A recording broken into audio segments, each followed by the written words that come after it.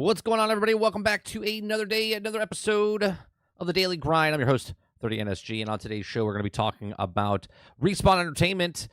Star Wars RTS game will be revealed in April, it's claimed. We're also going to talk about an article, or actually a video, about the rise and fall of gaming journalism. What happened? We're going to watch that from PATA. We're also going to watch, because it's the Inauguration Day, not that we talk about a lot of stuff like that, I thought it would be cool because when they do the changing of the presidents and whatnot, I always thought it was interesting on like how they, what's the word I'm looking for? How they change out the White House. So there's a video called What Happens Inside the White House for Inauguration Day. So we're going to watch that. It's from a video from a creator called Beyond Facts. And they also have another video, which I thought was pretty cool because I went to a car show last week or 2 weeks ago, and I saw the old presidential limousine of Bill Clinton, and the windows were like 5.5 inches thick of glass, which I was like, this is insane. So when I saw this video, I was like, oh, let's watch this one as well, because it talks about how they take the Secret Service moves the president with the motorcade and stuff like that. So I thought it'd be interesting, considering this is, if you're not from the States, if you're not from the United States, it's a big day for us, even though however which way you voted, it's the changing of the presidents today. So I thought we'd watch a video and learn something new about what they do for the White House and what they do for the motorcade and whatnot. Maybe you already know this information, maybe you don't, but this is what we're going to do. If you like it, hit that like button, hit that subscribe button. If you'd like to go above and beyond that, become a member as little as $5. What's going on? What's going on, Big Mo? What's going on, Eclipse? What's going on, Argus? Jason, Water Bear, Travis, good morning, good morning. What's going on, JW? JW says, sorry I haven't been around much, brother. Hope all is well. And man, 17 months. Thank you very much for these 17 months support. I appreciate that. Don't have to ever apologize. Come when you can. You know what I mean? Like, if you're here, you're here. If you're not, you can always watch the past broadcasts. I appreciate you very much. Yeah, we got the NCAA championship game tonight. Notre Dame versus Ohio State as well.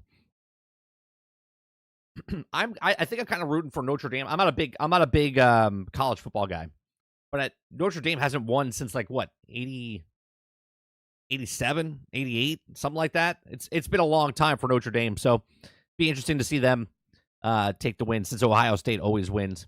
I was sad to hear that the Detroit Lions lost this weekend. So now we got what, the Commanders? Oh, I'm sorry, the Redskins. I always call them the Redskins.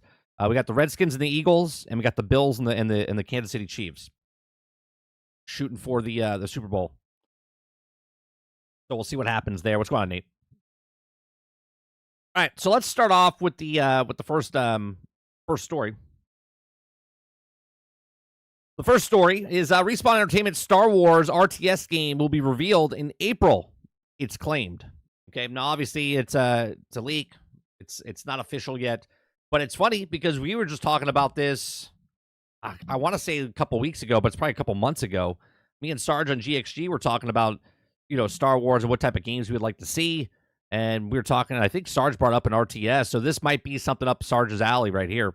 Okay.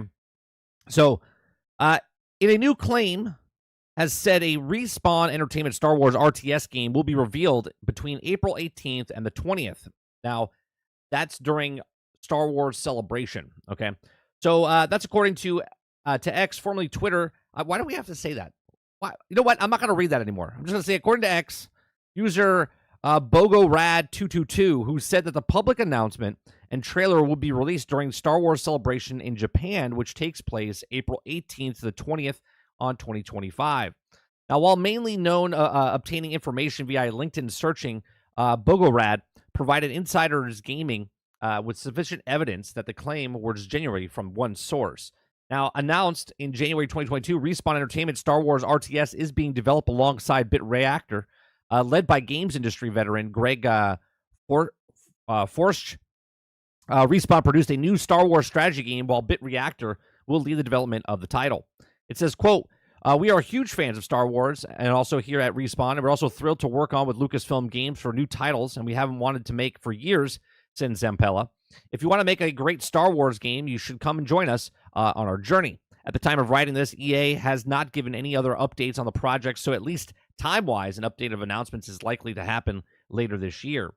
So we know they're working on a couple of different things. I was hoping for Battlefront 3. Obviously, people are saying they're not working on Battlefront 3. I can't imagine why, even with EA not making as much money with the whole 2017 of Battlefront 2 and how they I've talked about this in the past about how they were supposed to make a Battlefield, Battlefront, Battlefield, Battlefront, going as far back as 2015. On GXG, we had this conversation where we talked about, I was like, oh yeah, they can do a Battlefield, Battlefront. They said they were going to do this, but then everything changed with The Last Jedi. The Last Jedi came out, completely tanked Solo, completely hurt Rogue One, completely hurt basically everything after the fact of what happened to The Last Jedi. Okay. And the video games stopped. EA had a contract. They didn't do anything. And they just stopped doing the Battlefront series, which they were supposed to continue on. The whole microtransaction loot box system thing was also devastating at that time, even though they fixed it before it even launched. Okay. Since that time, Battlefront 2 has been awesome. Okay. It's one of my favorite games to play as a Star Wars fan, just in general, just in gaming in general. Right. And we thought they were working on a Battlefront 3. Now it's been leaked. The old games, Battlefront 3 was leaked, and they were working on it. That was back in like 2006 or whatnot. There's claims of it. Battlefield 3 was being worked on, but they canceled it before it even came out. And now Respawn also has made, Respawn made the very successful Star Wars Jedi Fallen Order and Jedi Survivor, which are two great games by Respawn. And now they're making a RTS game, it's claimed. Right, I'm excited for this. I haven't played an RTS, a Star Wars game, in quite a bit. I'm looking forward to this if this is true, but obviously I'm not going to get excited for it until even my my thumbnail says, "Oh, please, like let it be." So hopefully the RTS comes out, but I really hope that EA and Battlefield, if it's after this next Battlefield game, that when Battlefield 6 or whatever gets announced, that Respawn announces that, hey, yeah, we're working on the next Battlefront 3. I really think they had something good there, and it sold a crap ton of copies. I think it sold like 12 million copies, and I get it that Disney takes their cut or whatnot, but 12 million copies of anything is very successful. So even with that game, with all the shit that it got for being with the microtransactions and the loot boxes and all the other stuff, and I hope that they're working on a Battlefront 3, but the RTS game I'm excited for as well. I just think that I don't know why we talk about Hasbro not having IPs and not knowing what to do with it. We talk about G.I. Joe and Transformers. Like, Star Wars should have a game of some sort coming out every other year. Do you know what I mean?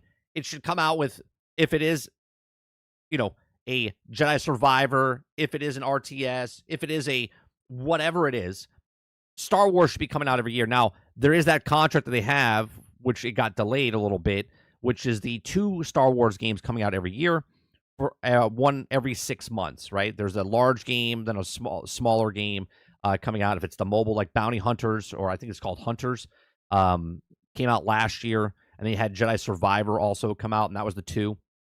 So maybe they are doing this for the next 6 years. See if they can keep up with it, but there's a lot of games that got canceled. So we'll see what happens with the Star Wars brand moving into the future. Let me know what you guys think about the RTS. Are you excited if Star Wars comes out with an RTS, or just don't care? Let me know in the comment section down below. Let me know in the live stream. Please make sure you share, like, subscribe, and I'll see you guys on the next one.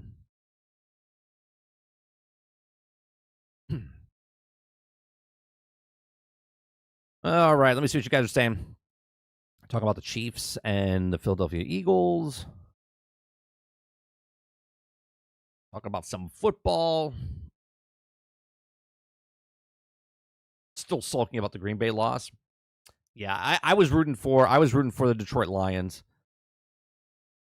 My family, my wife's side's upset because they're Minnesota Viking fans, so they lost a couple weeks ago.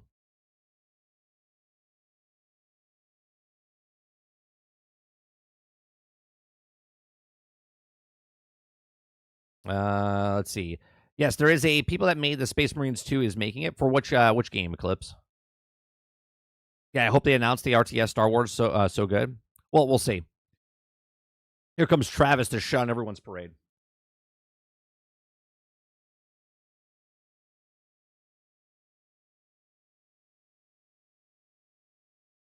Yeah, I'm excited if they are making RTS. Now, hopefully the RTS is like all the eras. Do you know what I mean? Hopefully they don't pick some like niche. It's only the 7, 8, and 9. Like they pick all the eras. You can pick any of the factions if that's what it is, right? You can't go backwards. You can't make an RTS where you're only picking like the Clone Wars or you're only picking the original era. You got to put them all in, right? You can't just do one era of the next. They're like, yeah, it's an RTS, but it's only done on the Acolyte. You'd be like, what the? You know what I mean? It can't be just on the Mando. Dolphin says 30. We need a Travis AI song about hating everything that exists. I can get on that. I can work on that. Yeah, the Acolyte era. Can you imagine, Jason? They come out with a Star Wars game. They're like, yeah, it takes place in the Acolyte. You'd be like, oh, really? Really? That would be so ridiculous if that's what they did. They're like, yeah, this is a good era. They pick something that's so obscure. They're like, yeah, it's a new game. It's based in the Skeleton Crew era. You'd be like,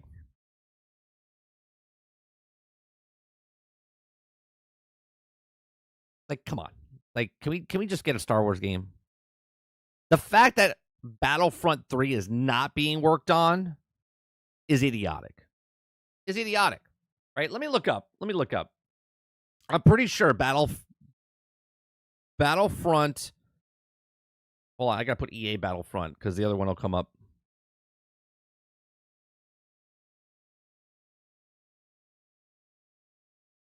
All right. So Star Wars Battlefront video game series has sold more than 50 million copies combined. Okay. Star Wars Battlefront 2015 sold over 14 million copies worldwide. Okay. And Star Wars Battlefront 2017 sold 9 million copies worldwide by December of 2000. Okay.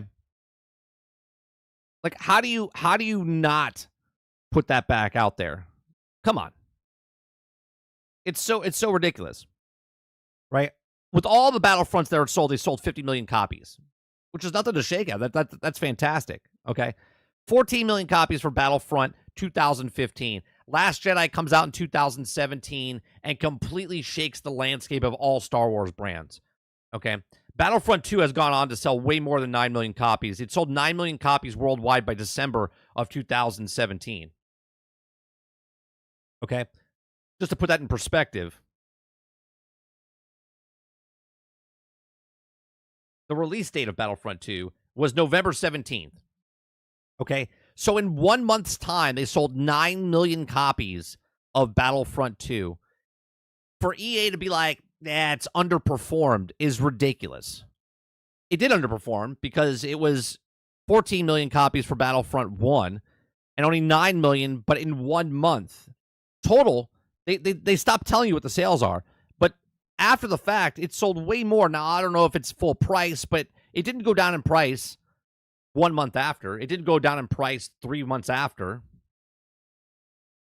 It sold a crap ton of copies. And I'm pretty sure I heard 12 to 15 million copies sold for just Battlefront 2. So for them to go, yeah, no, we don't want to make another one. It just doesn't sell well. Can you imagine? Nobody games would love to get 5 million copies sold. Waterbear says, I would buy a $100 early access version. Sarge says, Star Wars had their RTS. They had, what are they going to do? That didn't they do already? I mean, it could be a remake, Sarge, and update the graphics and whatnot. I mean, I'd prefer a new game.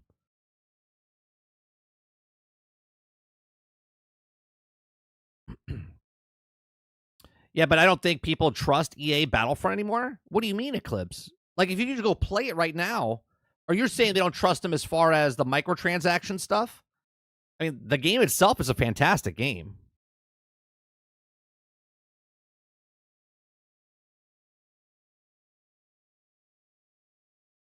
Travis says 30. Remember EA wanted Andromeda to outsell Mass Effect 1, 2, and 3 combined. They are idiots. Yeah, I do remember that. As long as they don't do a goddamn loot box BS in Battlefront 3, they can make a shit ton of money. Well, I think they could still add stuff and make money without doing the loot box system, right? The loot box system wasn't in the game when the game launched. There was so much drama, it got taken out before the game came out. But everyone remembers that and not when it released. Kylo says the first impressions is everything. People who got the game and saw how ass it was at launch never went back. Hold on a second, Kylo. It wasn't ass when it was launched. See, this is the thing that people like blur the lines. Battlefront 2 was never a broke, buggy, or unfinished game. It got shit on because of the loot box system. And the loot box system got changed before it launched. When the game came out, it was fine. See, so I think your first impressions, okay, are skewed in some way because the game wasn't broke. The game, when it first, before it came out in the early access, when people were talking about it, they were talking about how scummy the loot box system was. There was nothing wrong with the actual game.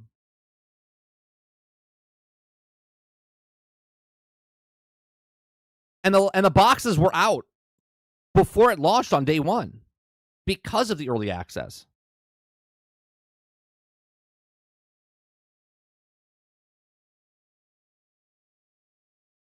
I think the word of mouth messed up the launch of the game due to the loot box system. They sold 9 million copies. I don't really think that's a mess up. I mean, sure, could it have sold 10 or 12? Sure. But it sold 9 million copies in 1 month.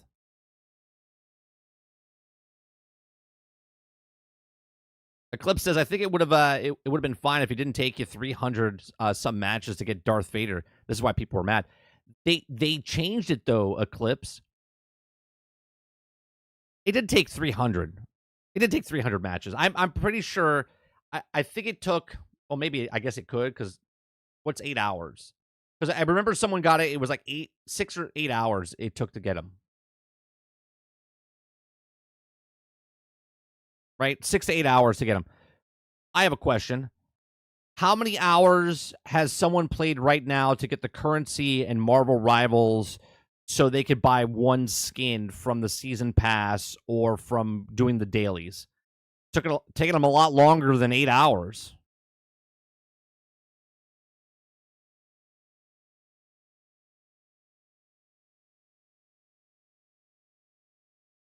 Waterbear says, what was the cost to create the game?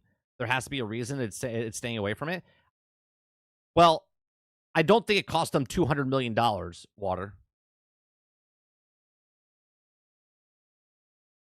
Starts as all the EA drama was happening at the time, kept negative hype.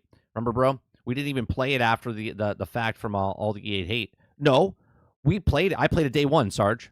You're thinking of Battlefield.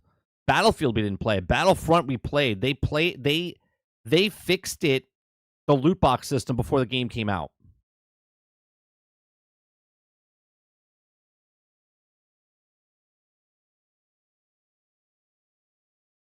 They adjusted it and shut it off for like 3 or 4 months.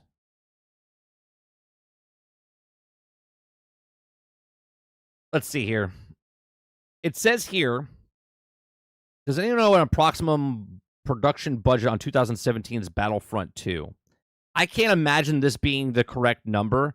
People are saying, this is from 7 years ago. It says, I've seen a number of 235 million adjusted for inflation. Oh, adjusted for inflation. I was going to say, that doesn't make any sense. There's no way it costs 235 million. Today, it would probably cost 235 million, right? To reflect, we know that it sold 9 million less than targets, in which means it would have cost over 4. No, these people are. That's insane. $540 million to operate lost day one. No, they didn't lose 9 million copies. It sold 9 million copies.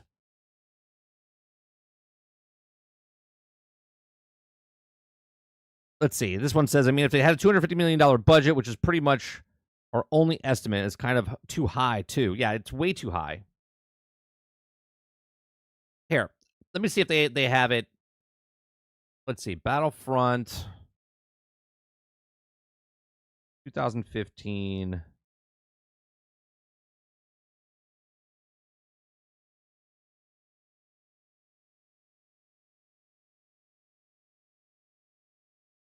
There's no estimate on what it cost.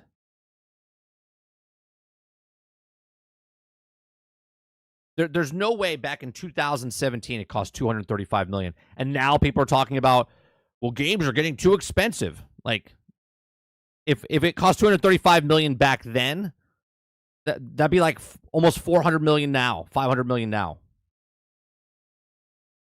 With the inflation that was.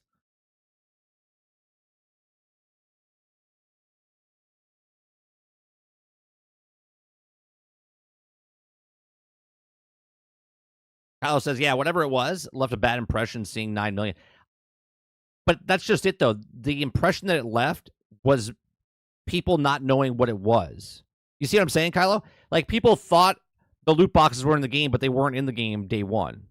They were in the taken out at launch, not put back in, and they completely changed what they were when they did come back in.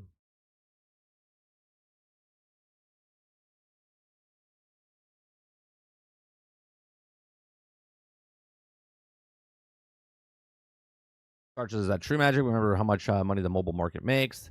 I mean, they did make a lot of mobile games after. Eclipse says, I'm just saying that this is why people aren't going to trust them with the next one. I mean, it's pretty much they had the free-to-play mechanics in the game. You paid. I don't know, Eclipse. I think the people. There's so many people that picked up this game after the fact. There's so many people that picked up the $50 edition after they put all the cosmetics and stuff in the game. You know what I mean? Hold on one second.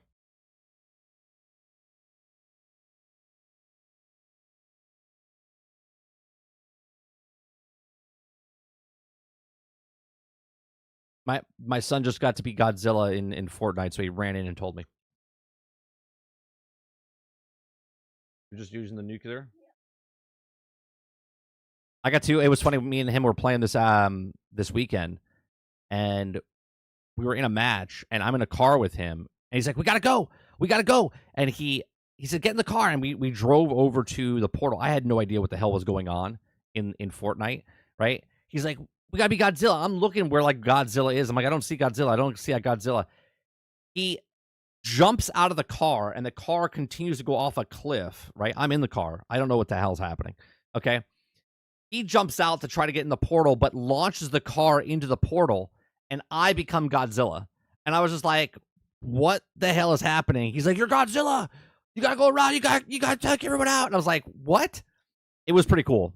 It's pretty cool. You get to stomp. You get to do like a little roar to mark the people on the map, and then you get to obliterate them with the flame, right? And I was like, this is actually pretty cool. Yeah, no, it was funny. I didn't even know what the hell was going on. He wanted to be Godzilla. He got out of the car, but the car kept going forward because he jumped out, and it launched me right into the portal. It's pretty cool. Pretty cool.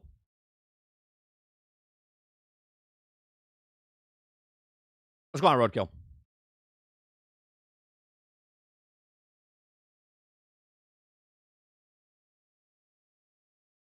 Travis says, 30, what's crazy is, at least to me, it's people that talk about the ruined image, but then they go and buy what game anyways. Like 90% of the people who bitch about AC Shadows are either going to buy it or get a review code.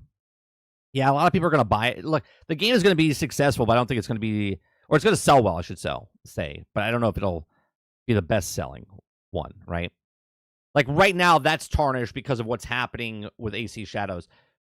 What I was saying about the clips, I think they won it back over with all the people picking up Battlefront 2.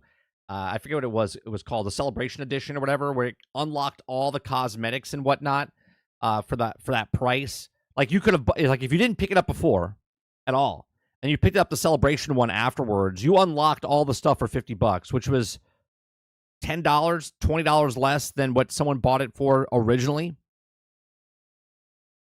Why is he home from school? It's Martin Luther King Day. Somebody with no kids asks. Yeah, he's home from school because it's Martin Luther King Day.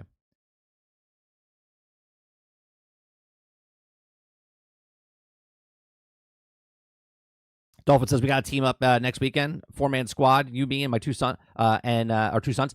I saw you joined us, and we were just getting off at that time, Dolphin. I saw you jumped in. And my son's like, "Who's that?" I was like, "Oh, that's one of the guys from my stream." Yeah, we could probably do that.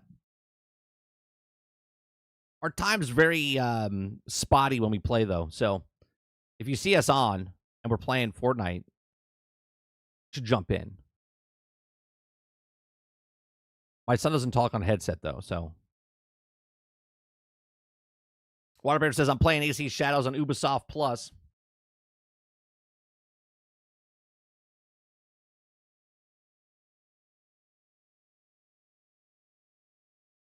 Oh, well, then that was your son then. I just ratted on your son. Yeah, you joined us.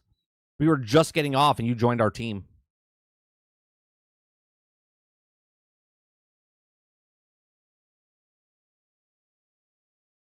Just threw your son underneath the bus. Like,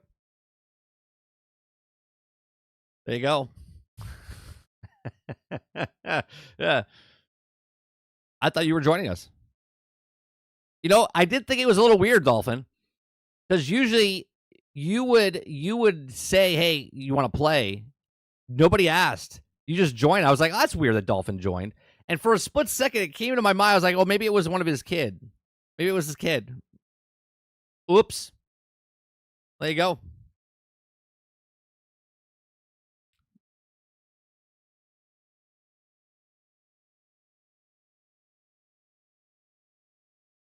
That's funny. Just ratted on your son. Just ratted on him. There's someone else that happened to him like that. Where I'm saying, "Hey, I'm sorry I couldn't play with you this week," and they're like, I wasn't on that. I was like, oh. Just ratted on somebody then. Sorry. Throw him underneath the bus.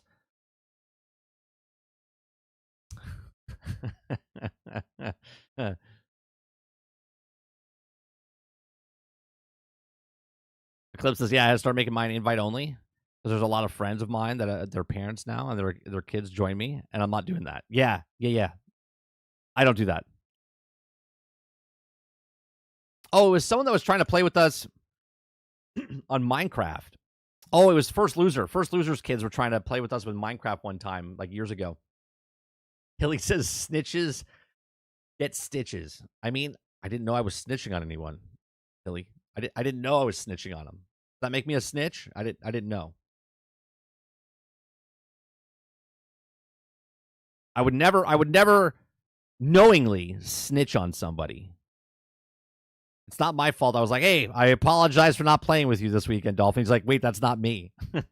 That doesn't make me a snitch. That makes me a polite person saying, "Sorry, I didn't play with you this weekend." Man, I went from being polite to being someone's gonna get stabbed for snitching. Terrible. All right, the first video we're watching today, we're watching. It's called "Gaming Journalism Isn't What It Was Once," or once was.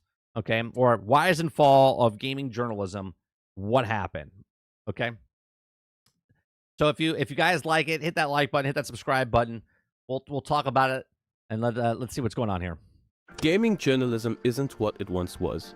In fact, just mentioning the words gaming journalism these days, just mentioning gaming journalism, people kind of snicker, right? They're like, journalism seems to only provoke negative reactions. This is how badly these companies have damaged their own reputation. Speaking of bad reputation, right? As Kylo said, what Star Wars did and whatever the first impressions were, these journalists and stuff that are happening now are tarnishing their name and brand. Every week, I see the same sentence pop up somewhere online that says, "Remember, you don't hate gaming journalists enough." Whether it's in the comment section on a YouTube video, or a Facebook or Instagram post, or even on X, gamers seem to be unified in this thought across. This is why I like covering the news, because we'll read someone else's, and I just look at them. Look, I'm just giving you my opinions on the stories that they're telling, right? And they're giving their opinions, even though if it's... At this point, journalism is so tarnished, you don't know if they're telling the truth, they're faking, it's rumors, it's claimed, whatever it is, right? So I just like reading the news and just having a discussion about it, right?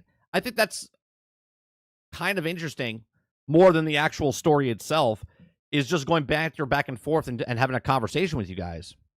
The internet. It's a clear sign that gamers genuinely wouldn't mind if the majority of gaming journalism outlets just disappeared at this point. Well, gamers used here's the thing though, if people stop reporting on the news, regardless if it's fake, real, leaked, if no one's reporting on it, then nobody, like, how would I have my channel talking about news stories if no one was writing the news? You see what I'm saying? This is why I think it's interesting, because they can write an article and I can read the article and I can pull what I want from it and have a conversation with everybody. Okay? It's not just like, this is the story and that's it. It's, if no one writes about it, then nobody can talk about it. You see what I'm saying? So you have to have someone, if it's journalistic or if it's someone having their opinion and talking about something, you have to have something, right? Otherwise, there'll be nothing. used to love the likes of IGN, for example, because it felt like they were one of us. But now to see them lay off a lot more of their staff this month has sparked some interesting reactions online. A large part of the gaming community celebrated this, as if this result is a form of justice, whereas another portion of the gaming community were saddened by the idea that the IGN they once loved has allowed itself to fall this far. So how— Well, of course, right? You're all disappointed in something, if it's a person, if it's a brand, if it's a company. They're always like, I always think it's funny because they're always like, it's not the same. Like, IGN has changed. Like, your personal things haven't changed, right? We change all the time, right? Your taste buds change, your thought process changes, your critical thinking changes, everything changes. There's some of you now they'll be here every single day watching me, but there'll be a time down the road that you won't watch me for whatever reason, right? It's not because I'm changing as my content. It's you guys just lose interest, right? You just lose interest in that thing that you liked. How did we get here? How is it that gaming journalists, much like many AAA gaming companies, have become so disconnected from their audience that it's come to this? Let's rewind for a second to what a lot of us remember as the golden age of gaming journalism. Back then, gaming— good old Nintendo Power, man. Good old Nintendo Power. Just small paragraphs and some pictures to get hyped on. magazines like Nintendo Power, PC Gamer, and Game Informer weren't just magazines. They were a gateway into the world we loved. They had this unique way of connecting with us, speaking a language that every gamer just understood and spoke themselves. This was especially important at the time because of how niche gaming was in most households. So niche, right? So niche. Okay, when I used to talk with my friends or people in school about it, nobody understood what the hell I was talking about. It's like I was speaking alien language. I'll never forget those moments when my mom would arrive back from her monthly grocery shop. I'd race to the car because I knew she'd picked up a copy of either the PC format or the NAG magazine for me, your South African variants of gaming magazines. It was such a small thing, but my mom knew that it made me happy for the rest of the week. I was hooked on those magazines. Over time, I'd even figure out which of the writers had the same taste in games. I never did that. I never looked at what the writers were. I didn't care.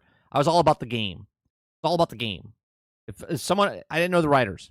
So if someone wrote about a game, I would like that game. I was like, oh, this is cool. I would read that article over and over and over. I talked about this last week about like drinking root beer and bringing back to like 12 years old.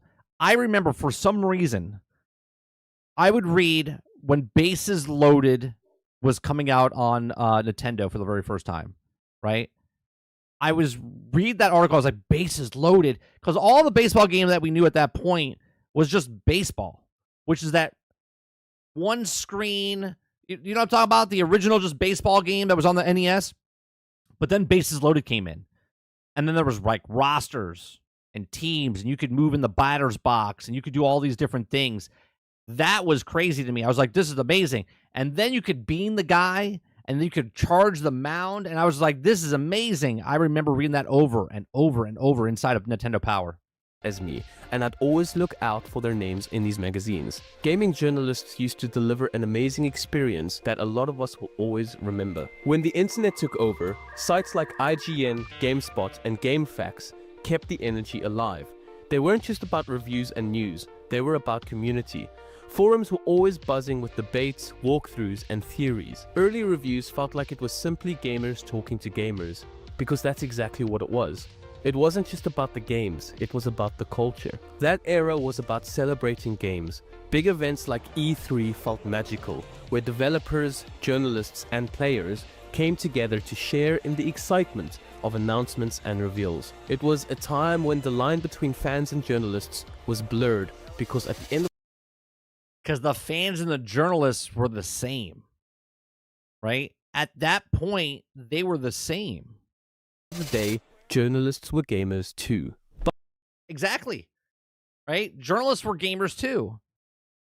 Now they're gamers, but there's something else nefarious going on behind the scenes. But, like all golden ages, it didn't last forever. By the 2010s, cracks started to show. Traffic became the priority and sensationalism took over. Why? Because ad revenue now relied on clicks. Yeah, the ad revenue is what changed it. And when your business model depends on clicks, trust and quality often disappear. Well, it's also because of competition, right? Back then, there was a handful of magazines or a handful of organizations, right? There wasn't so much competition. YouTube changed the landscape, right? YouTube changed the landscape because anybody with a video camera and a microphone could make content, right? And then content became with clicks. And then not only was IGN competing with other avenues, but they were competing with every single person that wanted to make content on the internet. News, reviews, and entertainment were no longer the product. You and I became the product. Right. The majority of news outlets, not just gaming journalists, quickly learned that sensationalism equals profit. And where there's sensationalism, there is disconnect. It wasn't just clickbait though. There was also this new phenomenon of first come, first served. Instead of publishing a monthly magazine where journalists could spend more time refining and crafting something thought-provoking and entertaining, a never-ending rat race began. Companies now competed to get previews, reviews, and news out faster than the competition. Articles started feeling rushed, and reviews were becoming increasingly more. Well, they are rushed. They are rushed because how are you supposed to play a 100-hour game in 1 week, even if you complete it? They're pushing them out as fast as possible to try to give you the information, which then is bad information, and then it ruins most of the things for people because they leak certain things or they wreck the story for certain people. More disconnected from gamers. It was clear that it didn't feel like it was gamers talking to gamers anymore. Now, a lot of people have grown so Well, no, because now most of the organizations are owned by other organizations that are big conglomerates. tired of this. Just look at the recent reviews around Concord. Self-proclaimed critics gave this game a 7 out of 10 or even an 8 out of 10, while literally the entire gaming community rejected this game into oblivion. Well, hold on a second. As much as I talk about Concord and whatnot, the industry giving it 8 out of 10 and just reviewing it and saying if it's a good game, because a lot of you guys said it was a good game, it just didn't land at the time frame that it was because of everything else that was going on. Just because everyone doesn't like a game doesn't mean it's not a good game. A 7 out of 5 or 8 could be a good game, but nobody cares about the actual IP. Nobody cares about the actual brand, right? Which doesn't make it a bad game. It just, no one's interested in it. But the actual making of the game and working, it worked. It was a complete game. Just nobody had any interest in the $40 price tag for a hero shooter. They didn't care about the actual heroes in the actual game. They looked ugly as hell compared to everything else. And that would be the reason that people didn't care. But to say that the game was bad, it wasn't bad because of the fundamentals of what the game was. It's everything about it. We just didn't have any interest in it. Saying these reviews felt out of touch is an understatement. They are out of touch. There's so obviously a disconnect between these journalists and actual gamers. If you are who I think you are, you should give me another chance. I don't think we're alike at all. That's a good clip. That's a good clip. What's going on, Doc? Then there's the issue of access journalism. Game publishers started controlling the narrative more aggressively, using embargoes and restrictions to shape coverage. If a journalist criticized a game, they risked losing early access or exclusives in the future. And when you're in a state of competing for clicks, losing that access can be... Losing that kills you, okay? Look at me in general. I play a game, it comes out, someone comes in, I can't believe you're playing this game. I'll go play Marvel's Rivals. I go play Suicide Squad. I played Anthem, right? I could fundamentally tell you that this game, it's good. It's not great. If you have money, you might want to wait, right? Marvel's Avengers, I think, was a good game for the story campaign. Gotham Knights, I thought, was a good story for the story campaign. If you wanted to play it as far as a live service game, which Gotham Knights wasn't, right? Then I would have held off. And that's what I tell you people all the time. I said, we just played Outlaws, right? Star Wars Outlaws last year. I enjoyed it. Thought Outlaws was good. It needed 8 more months for baking. I said, but it's good. But I paid $18 for the month. I didn't pay the $70 or $120. I told people to hold off unless you are a true Star Wars fan and you really want to play the game. Other than that, I wouldn't recommend it, right? Same thing with other games, right? Indiana Jones, right? I didn't pay full price for that. I paid on Game Pass, right? But people are like, it's Xbox and Microsoft and it's bad. It's a fantastic game. I give you my actual honest opinion on these things, and I play it for hundreds of hours before I tell you about what it is. Where these other guys, they play 100 hours, but they're just telling you, it's good. It's like that coffee snob or that wine snob. You could be a person that likes coffee or likes wine, but you become so snobbish in that culture, whatever it is. If you take, it tastes, but someone else might like it. So instead of talking about it in a way of telling people like, well, the acidic acids of this thing are good or bad because of these reasons, they don't tell you that. They just tell you that this is terrible. This is not like this brand. And it's like, well, that's not the way you're supposed to do it, right? You're supposed to do it in a way where you tell people the information, and the information is what tells the people, hey, I like the story. I like the gameplay. I like the graphics. I don't like this. I don't like the sound, right? But they don't do it that way. They tell you their personal opinion, right? And they mark it down notches because they don't like RTSs or they don't like JRPGs or they don't like MMOs. Be devastating for your company. So do you tell the truth and risk backlash from the publishers? Or do you play it safe and lose credibility with your readers? You tell the truth. You tell the truth. Because if people want your actual opinion, if the businesses want your actual opinion, then they'll come around. If not, then fuck them. Definitely not an easy decision. Very simple for me. But this is why I'm a small channel and I don't have 100,000 followers, and because I don't bend the knee to any company. Disconnect has definitely brought a major shift over the years. As trust in traditional outlets faded, a lot of gamers turned to the reviews and opinions of YouTubers. Creators like Angry Joe and the amazing Total Biscuit felt authentic. They didn't need publisher approval, and they weren't afraid to tell it like it is. If a game was broken, they'd call it out. If it was great, you can tell their praise was genuine. Like, this probably is like probably one of the greatest games I ever played in my whole life. It's just so good. It's so good, man. Man, stop, man, stop. I hate this game, bro. Now, this raises a big question. Why do companies like IGN still have an... Yeah, but if people don't see that as humorous and fun, you know what I mean? Then you're missing the point. Audience. If you've watched my previous videos, you would know that I'm just a casual gamer. I don't always have time to sit down and actually play games, let alone dive into the drama around gaming journalism. So let's say I see a game advertised from a franchise I loved as a kid or teenager, or from a company I used to praise and trust. Naturally, I would want to go where I've always gone for insight on these games. IGN, PC Gamer, or Game Informer. And honestly, most casual gamers would probably stop their research right there. Yep. How do I know this? Because most of my friends, who are dads, husbands, accountants, financial advisors, tradesmen, and just generally busy guys, still read and trust IGN, simply because they always have. Right, because they've set the brand. IGN is a brand for people that are casual players, dads that were, or I should say kids that were gaming back in the day that grew up, stopped gaming, and then came back to gaming. They're like, oh, IGN, right? Like, they know Game Informer. They know these organizations that when they were younger, they trusted. Now they're gaming again, and they don't really follow, right? I said the other day, there's people out there that 1 million people watch or subscribers watch, and I have no idea who that channel is, right? Think about that. Someone that has 1 million followers and someone that's never even heard of them before. So when moms and dads were gamers and now they're not gamers and they come back to gaming because maybe their kids are gaming again or maybe they have time to game, that's the majority of the audience. That's 90%. Okay, I'm making a number up, but it's a large portion of the audience that doesn't watch YouTube videos like Asmongold or doesn't watch Force Gaming or doesn't watch Skill Up, has never even heard of these people. Is the game good? Let's go to IGN. Although the funny thing is, some of them have actually now stopped reading IGN because of what happened with Dragon Age: The Veil God.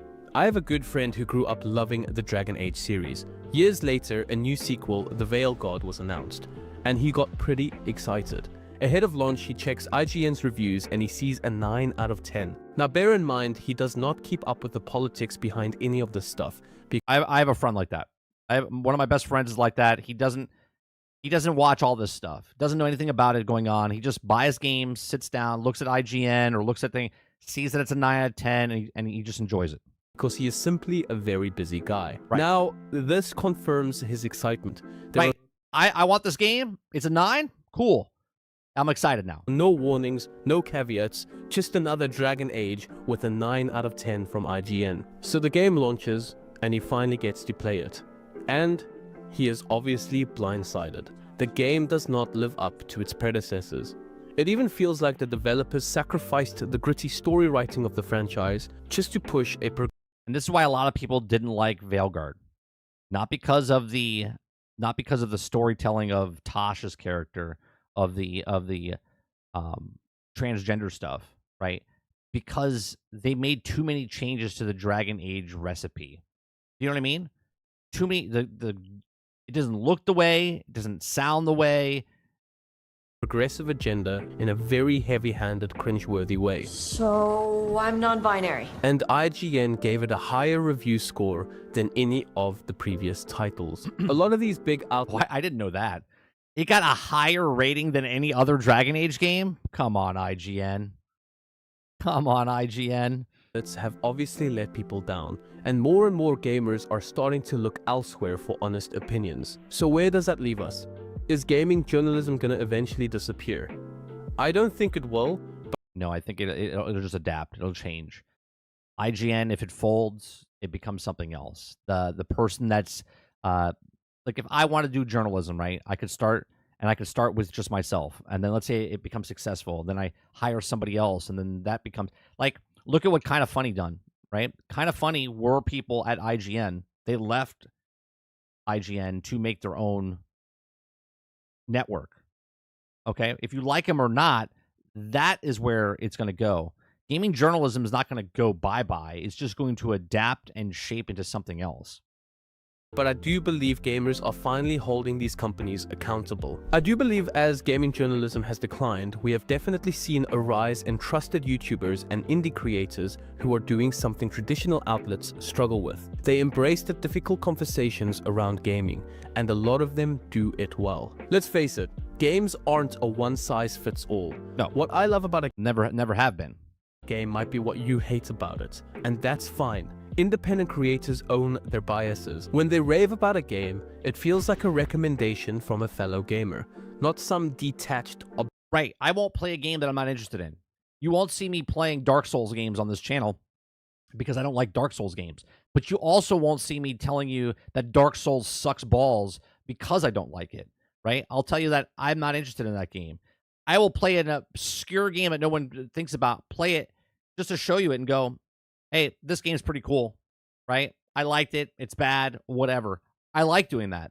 I don't like playing games I'm not interested in, but I will play games that I had no interest in, try them and go, but I know I don't like Dark Souls. I know I don't like, what's the other one? I don't like roguelikes. I'll try a roguelike, but I'm not a big fan of roguelike type stuff. objective critic. And that honesty, It has to look really good for me to, like, don't get me wrong. If Transformers came out with a Dark Souls type of game, I would be interested because I'm interested in Transformers, but I'm not interested in Dark Souls. You know what I mean? It resonates. Like Survivors was a Dark Souls-esque but light type of thing. I liked it because of Star Wars. On top of that, creators build communities. They're in the comments, hosting live streams, and engaging with their audience in ways traditional outlets just don't anymore. That direct connection is a big reason why so many gamers are turning to independent content creators for their reviews and insights. So, what does the future of gaming journalism look like? The truth is, it's unclear, but one thing is for sure, the old model of sensationalism, clickbait headlines, and ignoring what the audience really cares about is fading fast. Well, I wouldn't say it's fading fast. It's just moving. So there are content creators that do clickbait stuff. There are content creators that get access media, okay, that have big channels that are now going the same way as the IGNs or the Game Informers went, because money talks. That's just a reality. Gamers are tired of feeling like we're being sold something that is not genuine. We want transparency, we want honesty, and we want to feel connected to the people reviewing our favorite games. As a gamer, I have to say the worst thing I've seen gaming journalists Did that say hot take? Hold on. reviewing our What did that favorite say? games. Hot take. Gamers are the problem with gaming.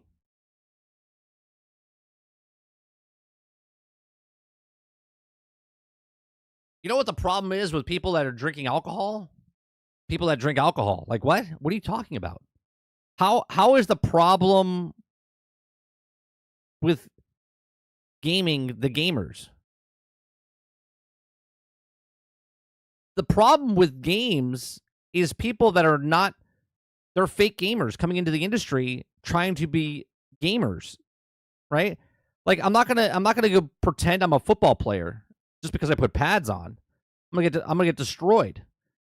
I'm not gonna put pads on and be like, can we do two-hand touch? I don't really want to get hurt. And everyone's like, oh, two-hand touch sounds pretty good. We should change the whole industry of tackle football into two-hand touch football. Be like, what? No, go to that other section and go play two-hand touch football, right? We're playing football here. Don't say that the fans are the worst part about the game. The gamers are why gaming succeeded. Gamers are the reason that the industry is a multi-billion-dollar industry. We, the gamers. As a gamer, I have to say the worst thing I've seen gaming journalists do is turn on the core audience and paint us as villains. Instead of engaging with the community, some journalists have chosen to throw accusations. Travis, the fuck that you don't even know what two-hand touch football is means you have to go outside some more, man. You gotta go outside. At gamers, stating we are the problem with the gaming industry. Gaming journalism won't disappear, but it will have to evolve. The outlets that survive will be the ones that understand the shift and reconnect with their audience. It's not just about getting the first scoop anymore. It's about providing real, thoughtful coverage that respects the community and acknowledges the diverse opinions within it. It's gotten to the point that when outlets like PC Gamer might actually produce thoughtful content that raises valid points, no one cares anymore. They automatically face backlash from the internet due to the reputation they've built over time. The recent article on Path of Exile 2 was a prime example of this. Readers see the headline and they immediately... Path of Exile 2 is great, but it can't match the dopamine hit of a good Diablo 4 loot drop. They assume it's a bad article. But this is a completely self-induced problem, and this is the consequences. The rise of independent creators and YouTubers shows us what gaming journalism could become. More personal. What's not what it could become. It is what it is. More honest and more connected to the audience. These creators are giving a voice to the gamers, and they are filling a gap left by the big outlets that became more concerned with clicks than delivering real value. Look, it's gonna come back to, it takes a really, it takes a special type of person to not care about clicks. It does. Okay? When someone is trying to do YouTube full time, okay, and not care about what their channel is, we're a rare breed. And I say we because I mean me. Okay? Regardless if I have 10 people watching or 30 people watching, or if I had 600 people watching, I don't care. Right? I'm going to make the content that I want to make regardless. And that's my biggest flaw, right? When other companies, other YouTubers, other streamers, right, get to a certain point, it's all about the metrics. It's always about the metrics. It's about who they got, how many people clicked, who they're trying to get, right? Because that's their living. That's how they're making their money. This is how I'm making my money. But I believe that what I'm doing is I'm not trying to shapeshift like a Mystique in X-Men, where I'm trying to be who I'm not. I'm being who I am, and if people click with me, they click with me. Okay? They're always going to change. They're always going to check the meta. They're always going to check the stats, who's watching, what age bracket, who they're coming from, and they're always going to constantly adapt and change. I've been the exact same, which is the worst part about my YouTube channel, because I refuse to do what YouTube and everybody else wants me to do. Okay? But that's going to happen. IGN chases the clicks. Somebody who's not IGN, A streamer, B streamer, is going to chase the clicks, because if they make a video and that video does well for them, they're going to continue making content on that video because they're trying to grow their channel up until a certain point, and then only then do they show you who they really are, because that's the content they really wanted to make. They played the game before they got to the place they wanted to be. Once they get to that place, that's who they are. It's a new era, and if traditional outlets want to stay relevant, they'll need to adapt or risk being left behind. As for gamers, we're starting to take control. We're demanding better, and most importantly, we're holding these companies accountable. Thank you everyone for watching, and a very special thank you to my Patreons. If you're keen to look into my Patreon, do check the link in the description below. I'm really enjoying building this community with all of you. Also, a very big thank you to Sennheiser for these headphones. This isn't a sponsorship, but a few weeks ago, I reached out to them and asked them for a sponsor, but they sent them to me completely for free. Really, really like them. Well, damn. I don't want a sponsorship either. Can I have new headphones? You can check a link in the... Wait, let me see. He's got 26,000. See, this right here, this number down here, 26,000, helps with people going, oh, well, he's got a pretty good view, like, right? And that's, those companies look at you as an individual and go, well, how many subscribers does he have, right? That's a requirement to get codes and whatnot. Okay, you have to build up your thing, and it's funny because I have a Twitch channel, but I never use it. I have 5,000 or 6,000 followers on that channel, which if I was still over there, I'd probably be at like 30 or 40,000. Okay, but honestly, I don't care. Okay. And they look at that and go, "Oh, he's got that," and uses that as a benchmark. And they're like, "Hey, you can reach that many people, right?" Most of the time, I don't get codes or whatnot because I'm so small. They're like, you need to hit about 10,000. Once you hit about 10,000 subscribers, that's when people start taking you somewhat seriously, I guess. So, good video by Pada. He's got 11,000 views on it. He's a reasonable sized channel, 26,000. I mean, I would love to be 26,000. I'm 10 times smaller than him. Good video. Well spoken. Give it a like. Go check out description down below. So there we go there. What time is it? We have another 11 o'clock. I got 2 more videos to watch that are non-gaming related. Let's see if I can pick up a different story from our Discord. I have 2 videos I want to show because of the inauguration that's happening today. I figured we watch some did you know type of stuff about the White House and also about the motorcade. Let's see what else we got here.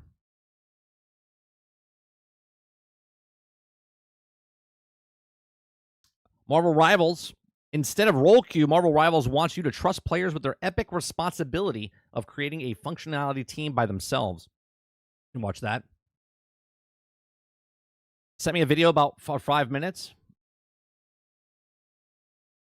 Avowed versus Skyrim. 7 ways Avowed is different from Skyrim. I'll watch that later, and then we'll throw it into another show, maybe. Did you cover Sony canceling 2 games last week? I believe we mentioned it, didn't we not? I could have sworn we brought it up on GXG, Kylo, if I'm not mistaken. Danny Owen says, how long have you been working in your channel? This channel is 2 years old. My other channel which is 30 and Still Gaming, is a decade, maybe. Like when I started making content, I had a Twitch channel. We started back in 2014, 2015. I did it part-time because my son was born then. We did a late night streams over on Twitch only. It was Twitch, and I would go from like 11 to 2 o'clock in the morning. And I did that for about 3 to 4 years. Then we left Twitch. We went to Mixer. We built up a whole brand over on Mixer, and then Mixer got shut down. And then I went back to Twitch, and we were at Twitch for maybe a year. And then we came over here to YouTube, and I abandoned Twitch because I just don't like the business. So I've been doing this for about a decade. Full time, I would say I've been doing it 4 years, 5 years, about half the time.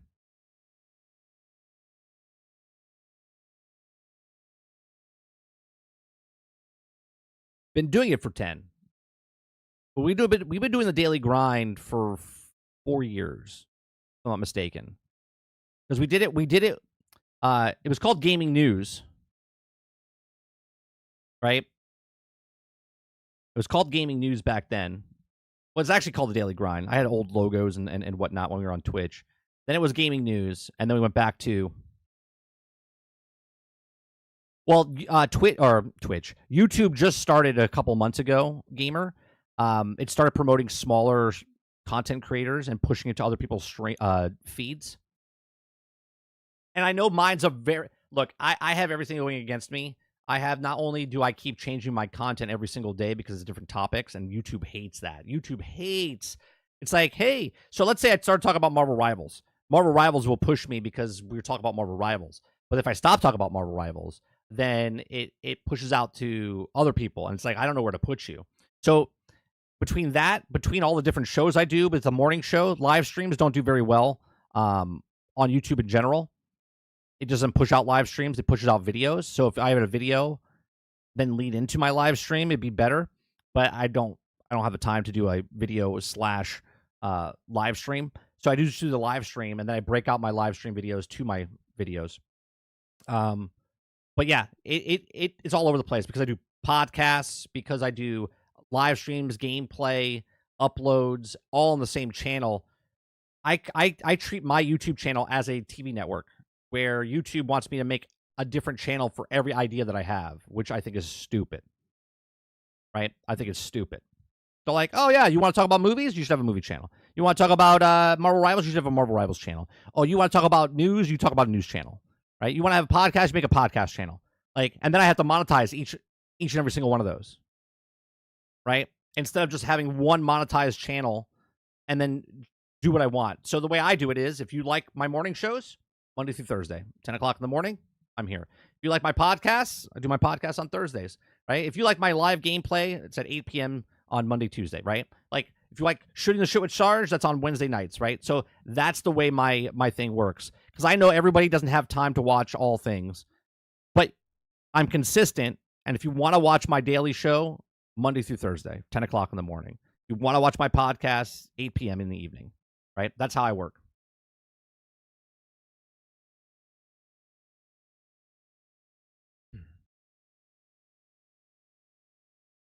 All right. Let's talk about this. We talked about roll queue a couple weeks ago, and I said they shouldn't do it. I said, no, don't make this so competitive. Okay, don't make this so competitive. Just let the game, let it run out. Let it run its course. Like, let people like the game because it's just fun to play and not hardcore sweat fest, right? So it says, instead of roll queue, Marvel Rivals wants to trust players with the epic responsibility of creating a functioning team by themselves. We'll be taking a little bit more of Marvel's inspired approach. Can I just say, that's a hell of a fucking title. Can we work on our titles here, PC Gamer? That's not a title. That's a paragraph. Okay? So it says 3 things in life are guaranteed: taxes, death, and a fight breaking out in Marvel Rivals. Team chat when no one on your team goes Vanguard. No roll queue has been a continuous subject for players ever since the new hero shooter was released, mostly due to players not really understanding what makes a good team composition. But despite some pleading from the community, it doesn't look like the devs are going to change anything, which is good. I don't think they should, because I think the devs have a vision of their game and they want to do that vision. Okay. It says, quote, "We totally get the community is discussing the role lock and role queue." Okay. Marvel Rivals director Chen says that in an interview with Metro, at its core, it's really about the game's balance. So what we want is to offer more lineup or more of the team composition possibilities through our hero design and our team up mechanics. So we'll be taking a little bit more of a Marvel-inspired approach. He continues by saying it's all about giving players the freedom of experiment and find the unique strategies, as well as we've seen as many games and streams. Post-launch, people have been exploring to identify the amount of team compositions, and we're excited about what's coming. We believe that the role queue will lead to richer gaming experience for everyone, and there are definitely plenty of ways to stack a team so that you win. But we don't also think that Marvel Rivals players have onto the idea yet. Okay, I said this week one, right? People were saying that, well, this person's OP, this person's not good enough, and then just weeks later, like, this person's really good, right? Because you're making time with the character, you're understanding the character you're playing. Okay, there doesn't need to be a role queue. You just need to people know what the characters can do, and once people know what the characters can do, then they can do them appropriately, right? This weekend I played in a all Vanguard, okay? All Vanguard. Was it strategist? Which ones are the Vanguard is the healers, right? Vanguard are the healers, right? My whole team was healers. We destroyed. It was in quick play, right? But we destroyed. No one died because everyone's healing. Okay. Now I did play with one in a quick match as well, where 5 of us were healers and 1 was a duelist. Okay. And we destroyed, right? You don't need to have a healer. There are healing things around. You just be more strategic on the way you do it. Okay. It says, in what seems like every other ranked game I play, there's always a duelist who decides to completely lose their head over the fact that we don't have a balanced composition and therefore are throwing the game. Then go play competitive. Okay. I always try to point out that having a classic 2-2-2 comp isn't necessary to answer to winning. Oftentimes a 2-3-1 can work out well, or even a 3-1-2. Just last night, I was part of a team composed of 2 strategists, 3 duelists, and 1 Vanguard, and we crushed the opposing team and had 2 Vanguards because everyone on the team was playing their strengths. And that was enough. As long as you know the character you're playing, you'll have an advantage. Okay. There are also team-ups to take into account when you're picking up heroes. Each team-up involves 2 or 3 heroes, with one acting as one of the core team, the team-up, and which also receives a seasonal bonus. And the director says, so when there's also a core hero on the field, any other hero from the specific team-up would activate the whole team-up mechanic. And I said this from week 1. The team-up is the most important part of this game.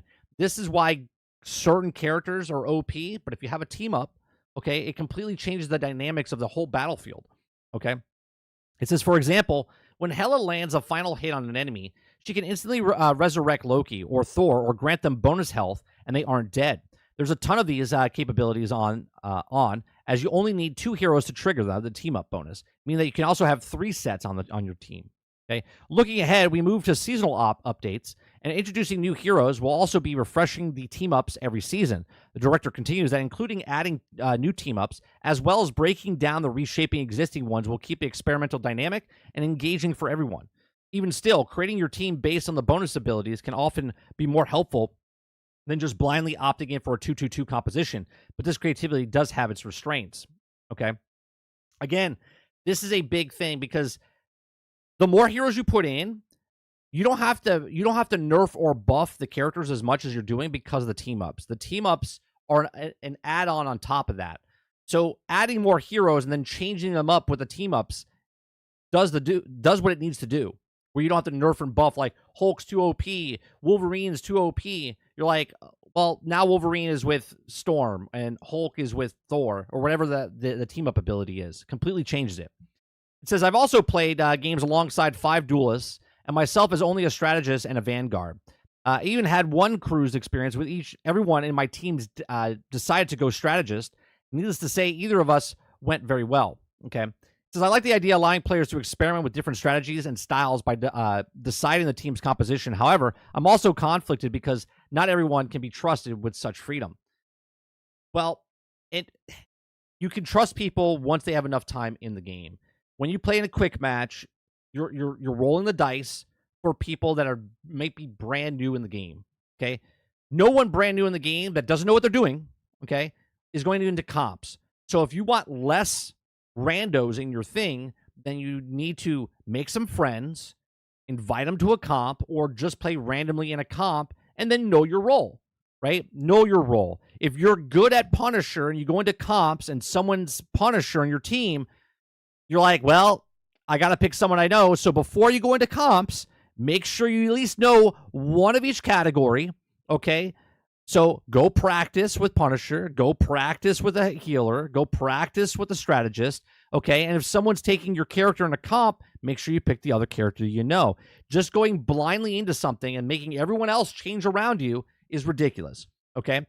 In quick match, if you want to play competitive, go play competitive. And if you're in competitive, make sure you have and know your characters before you go into competitive. Otherwise, people don't want to play with you because they're like, this guy doesn't know how to play this character.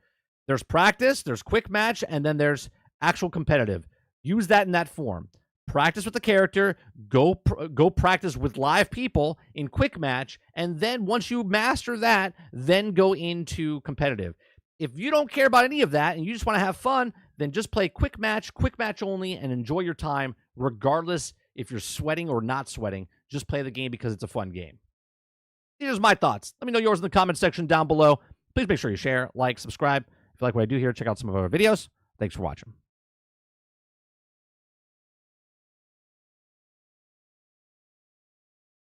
Eclipse says, no one is complaining that the only people complaining are people that are playing Overwatch 2 to the game will fail like that game did. Let's see. Travis says, Mr. Fantastic was I hated him at first, and time I found it, he's good. Yeah, he's a good character. I don't know him very well, but he's a good character. Crowded says that Mr. Fantastic is great. I have a team up wipe with him. Jason said I had a game where I'm a lone tank and everyone else is the duelist. Do these people enjoy losing? It's not about losing though, Jason. Were you playing competitive or you're playing quick match? Right? It's not about losing. It's about learning the character. And if people want to learn the character in practice mode, if they want to learn the character in, like, where are they supposed to learn? Right? Where are they supposed to learn against actual people if they can't play quick match? You see what I'm saying? When you play quick match, you have to know you're going to go up against people that don't know the character. This might be their very first game. Where are they supposed to practice against real people if they can't play quick match?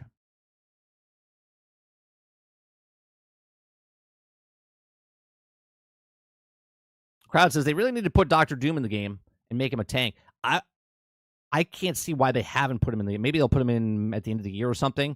He hasn't been data mined. I think it's dumb to put him as a villain, but not put him as a character. Like, you got to put him in. A variant of him? Come on. It makes sense.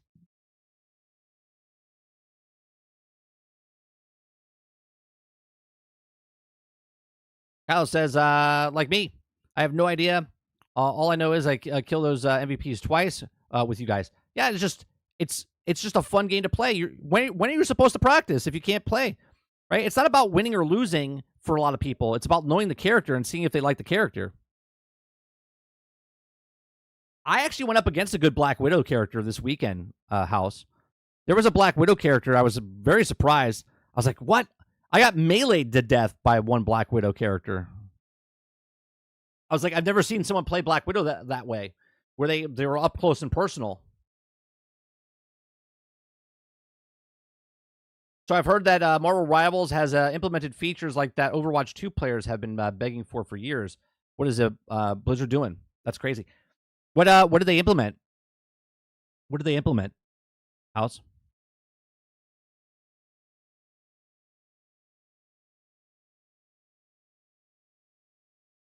I didn't look at any of the stuff this weekend as far as like they patched anything or not. I like the Sanctorum that they have, the Doom match that you can do. You can do like 1v1s, right? You can just do single and go up against people. That's a good way to practice as well. I don't care about winning that at all. I don't even think I got in the top 6 out of the 12 guys. I think I've always been in the bottom half, but I've had a blast playing that mode. I think I maybe did once.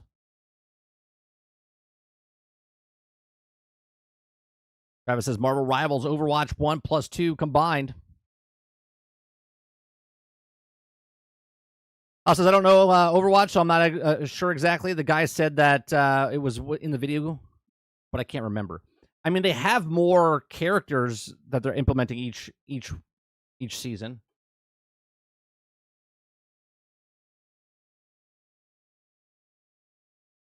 And my son walked in again. I don't know what he means. Give me 1 second.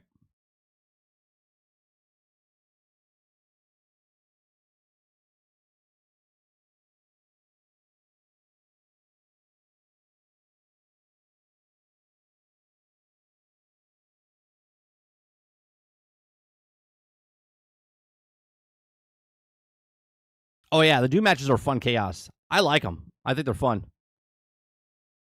They can learn in a Doom match training mode. That's what it's for. So is Quick Match. Jason. They can practice, but they can't practice against actual people. Doom match, they can practice, but maybe they want to be on a team, which is not in Doom mode. Quick Match is on a team, and they can go against actual people. That's why it's a quick match.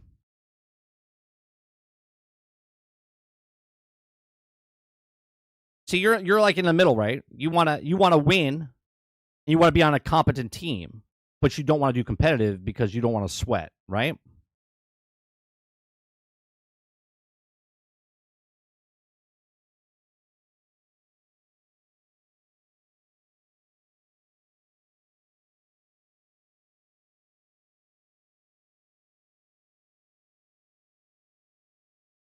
Yeah, but these people are all asses. I mean, that might be, but they have every right to play a quick match to try a character out, okay?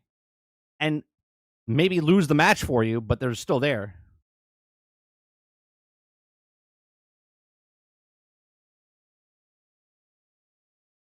So Black Widow has a roundhouse kick that translates into a grapple and pulls back, and she also hits you again. A good player can shoot, kick, grapple, and shoot you, and you're dead. Oh, yeah.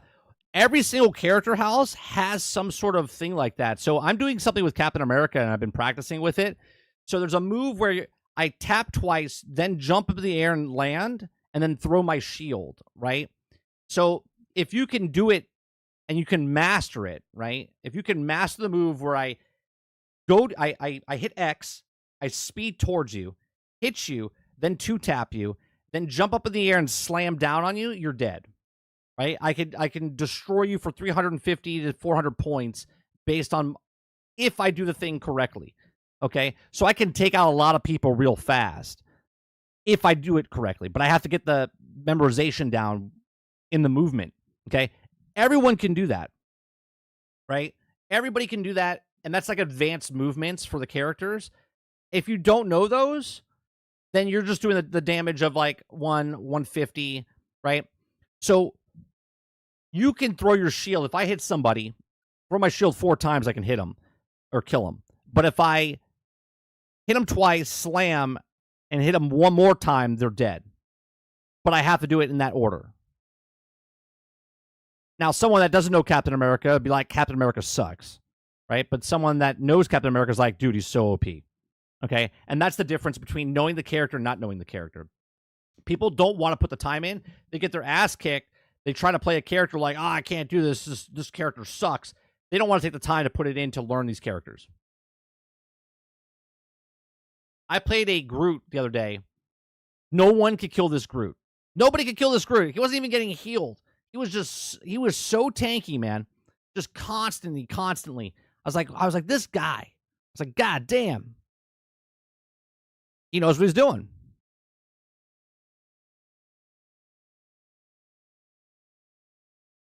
I just unlocked the Thor skin this weekend. Travis. So I'm gonna play him a little bit with the new skin from the event. Crowd said I also played Squirrel Girl. Squirrel Girl's is nuts. No pun intended. She's really good. I tried her. I can't get her down. I don't get her.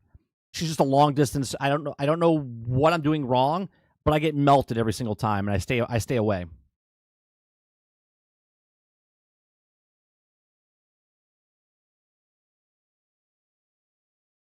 The assists are pretty easy if you use Jeff, Travis. I don't know if you've ever used Jeff. If you use Jeff the Landshark or you can use Cloak and Dagger. Cloak and Dagger, you'll average around like 10 to 15 assists on normal. I got to like 25 to 30 assists in a game with Cloak and Dagger, but Jeff, you're getting 20.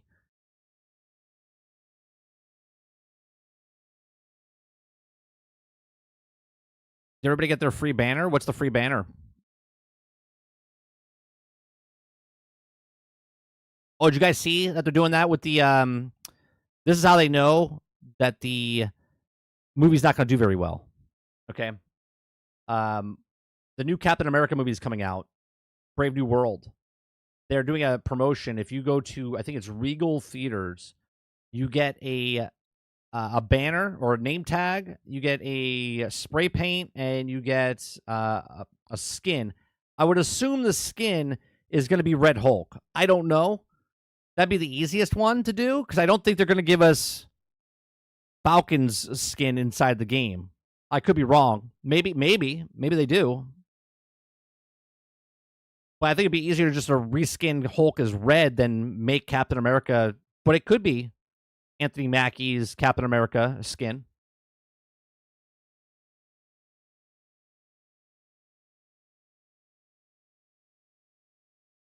If you watch Marvel Rivals Twitch, okay, what is it, like 30 minutes?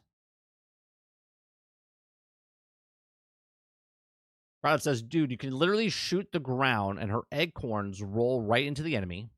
Oh, are they auto-seeking? And then she throws the big walnut that traps you. And then you hit E, and then some reason she gets to do it again. For some reason, she gets to do it again. It's Red Hulk. It's already been shown. Where's that at? They already showed it? It was data mined? Or are you just saying that? See, this is what I don't like. Is it factual or is it speculation? Because I don't see it. No one's posted in the Marvel Rivals section. I haven't seen it on Twitter.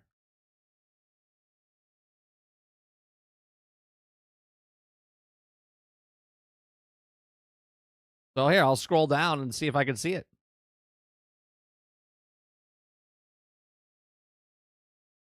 No one's posted anything.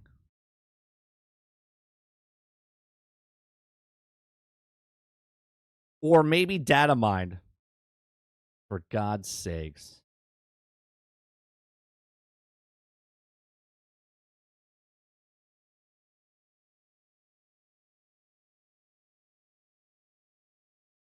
Look up streamer Necros. I think he still has the banner drops on his stream.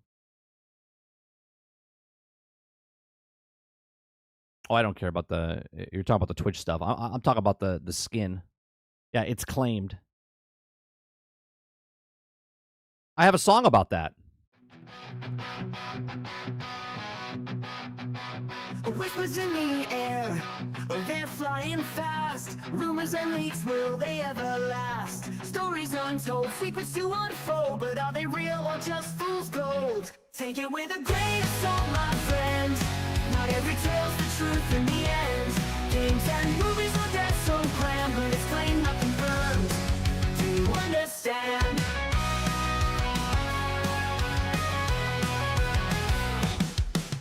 Screenshots drop, oh the buzz ignites.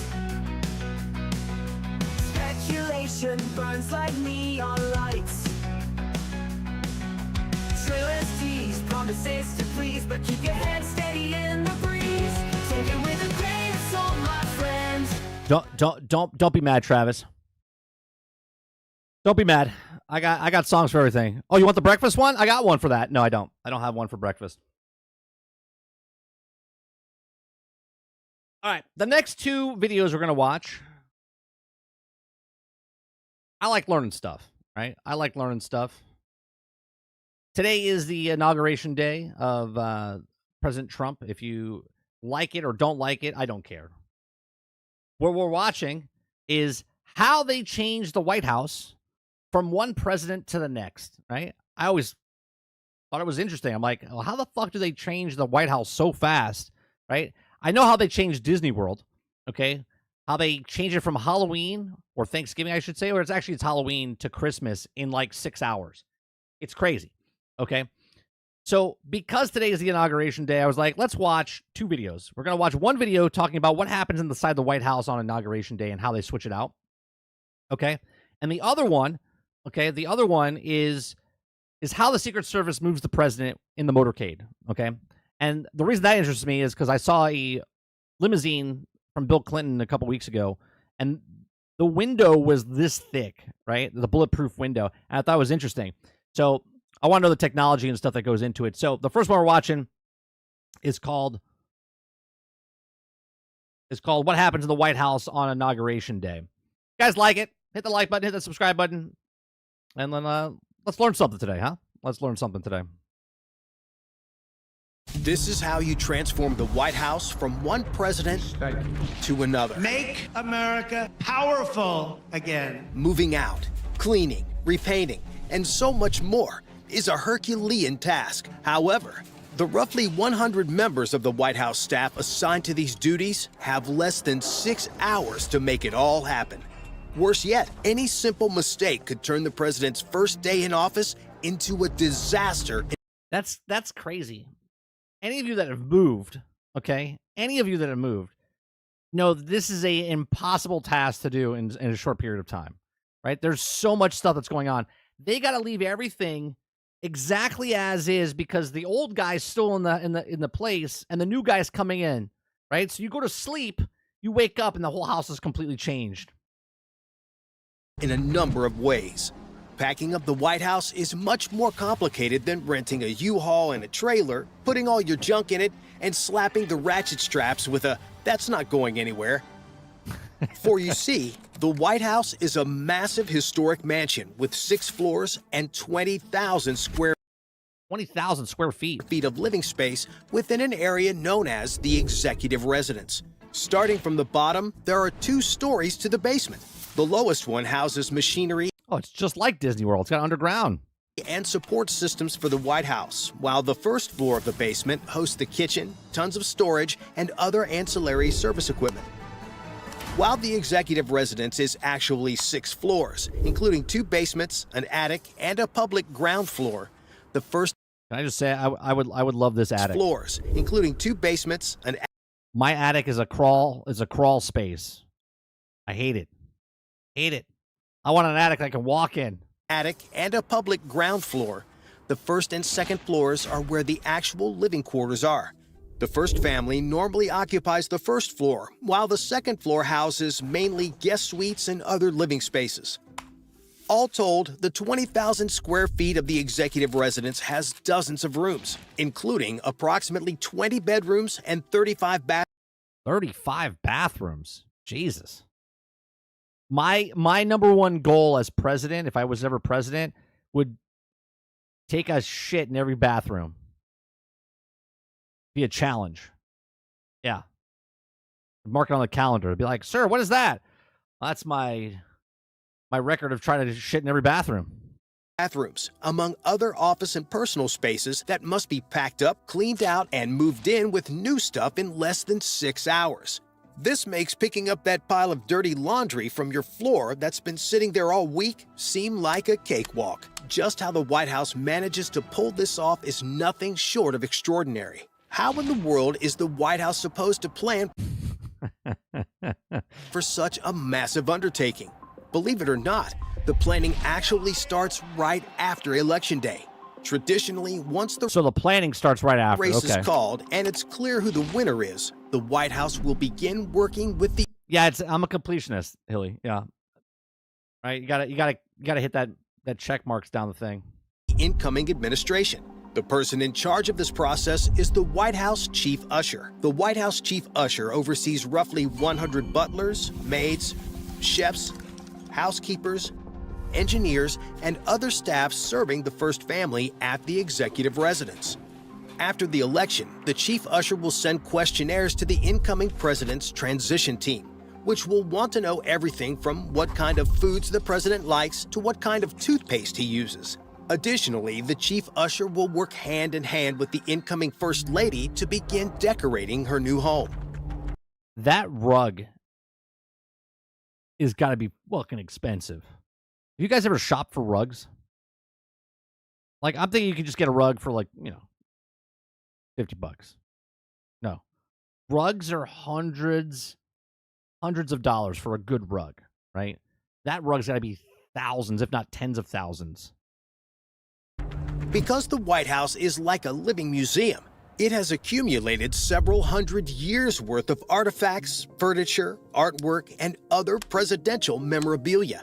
Though some of these priceless artifacts are on site at the White House, most of the collection is housed in a large storage facility in Maryland.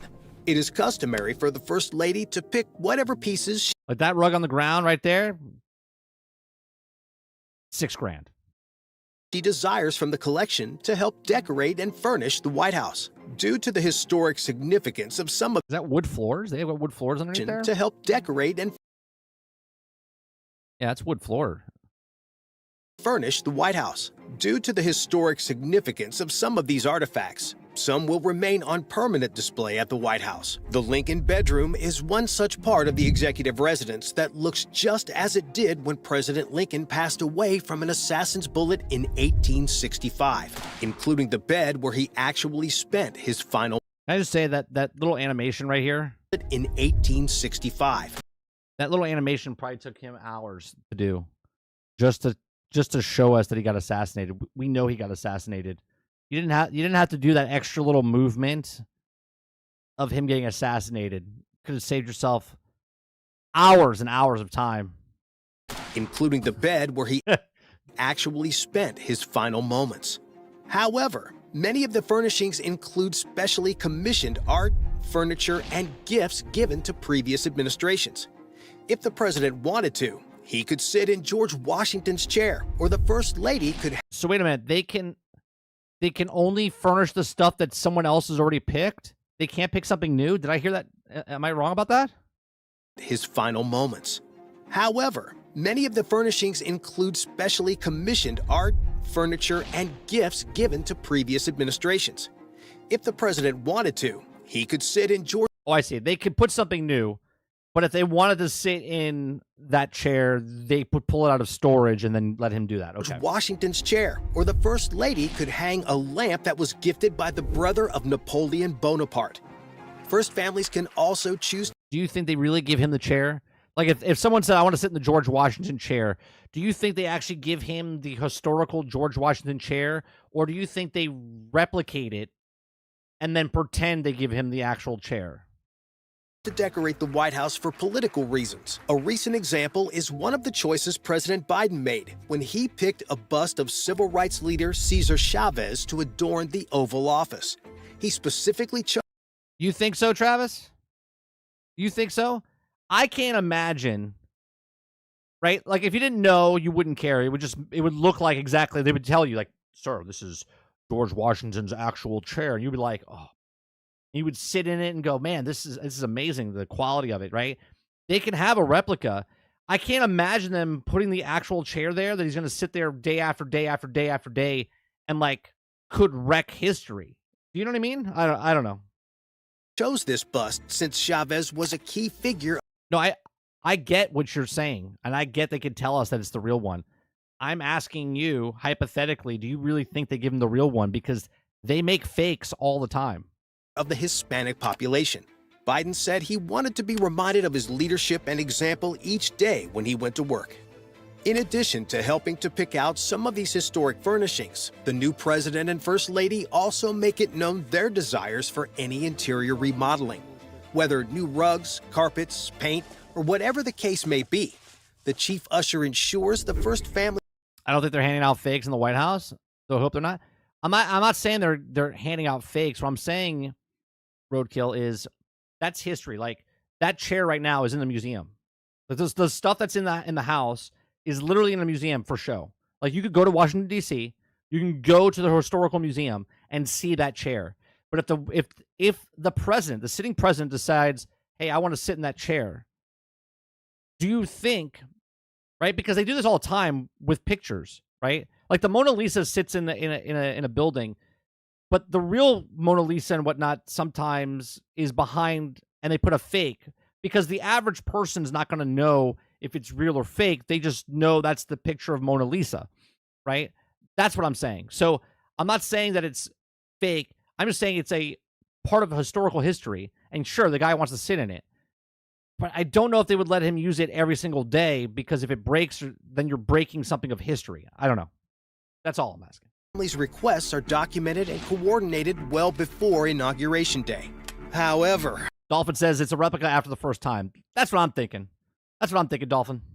some of these requests are certainly a tall order to fill. For example, after President Truman took office, he directed the staff to construct a balcony on the south portico of the White House that has since become a symbolic fixture of the building. Before President Nixon took office, he insisted that the White House construct a one-lane boat. That's what I'm saying, Dolphin, right? Stuff that was built back then is not going to hold up as much as it does today. Bowling alley in the basement. However, Nixon was not the only one who wanted to bring his personal touch. Hilly says it's in Paris. It also tells you that it's a replica. But what I'm saying, Hilly, it's, you see what I'm saying though? It's such a one of a kind prized possession type of thing. Do you see what I'm saying? They don't want anyone to wreck it. So would they, in the specific case of George Washington's chair, would they let an actual president sit every day in that chair, or would it just be, yes, sir, here it is, and then they just bring in a fake afterwards because let them sit in it, and they're all just, you gonna break it, right? Type of thing. Touches because of President Ted. Oh, did Nixon put a bowling alley in? Insisted that the White House construct a one-lane bowling alley in the basement. However, Nixon was not the only one who wanted to bring his personal touches. Because of President Teddy Roosevelt's love of the outdoors and hunting, he insisted that he be allowed to display his collection of taxidermied animals. While many raised their eyebrows, they couldn't tell the president. Like, it's different, right? It's different if it's like George Washington's vase. Right? You see what I'm saying? Like, if George Washington's tea kettle or something where it sits on a shelf, you're like, that's George Washington's first picture frame. You're like, cool, you don't touch it, you don't sitting on it. A fucking chair. I'm just saying. You know when it's real, it has a cover and a guards and real one. I think with the chair, they would provide a replica. No, and during his administration, the White House was transformed into a sort of museum of curiosities. Of course, these are just a few examples of some of the major changes that a president and first lady have made. But there are limitations on what can be approved. When Hillary Clinton wanted to decorate the White House with more contemporary modern art, she faced a massive backlash from the White House Historical Association, and she backed down. But why? Here's the thing, right? If you're living in the house for 4 years, like your quadrant, right? Your quadrant. Just take the pictures off the wall, put them into storage, put their stuff on the wall, and then when they're gone and the next person comes in, you can put them back up. I don't understand why they would push back. It's like, if they're looking at it every day in their living quarters, right? Obviously down in the other areas, sure. But if it's in the living quarters, why should someone care what you're doing in your house for the next 4 years? When President Reagan requested an outdoor pool be built on the South Lawn, the Secret Service turned him down because of the security implications. But for those lavish, a pool? Yeah, that would be bad. Crazy or extraordinary requests that are approved, there is a catch. No changes can be made until the sitting president actually leaves the White House that morning for Inauguration Day. So they can't make any changes until Biden right now, he's like, don't you touch anything in this office. And they're like, all right, we're changing power. And as soon as they change the power, they're like, get out the door, take your shit out of here. That's what they do. Like, they have to wait until he changes the power before they change anything. Around 10 to 11 a.m. This means that despite the several months of preparation and planning, the team only has about 5 to 6 hours to pull everything That's crazy. So it's not even overnight. It's happening like right now. off once the exiting First Family leaves for the swearing in of the new president. On Inauguration Day, the White House staff rise as early as 4 in the morning to get a head start on any of the massive remodeling projects mentioned previously that are going to take. As my second ability as sitting president, I would be like, I want the entire thing moved and changed to make it the hardest possible. And then when you get there, go, I don't like any of it. Change it back. Take more than just a few hours to complete. The White House usher will also ensure people are assigned to other projects that may take longer to accomplish, like repainting rooms or changing out flooring.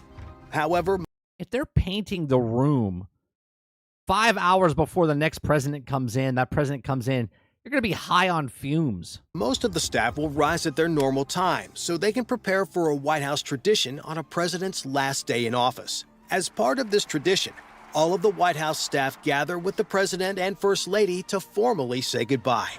As the president and First Lady make their rounds, they often exchange words of encouragement or short stories of their fond memories with the staff as they have become a part of their larger family.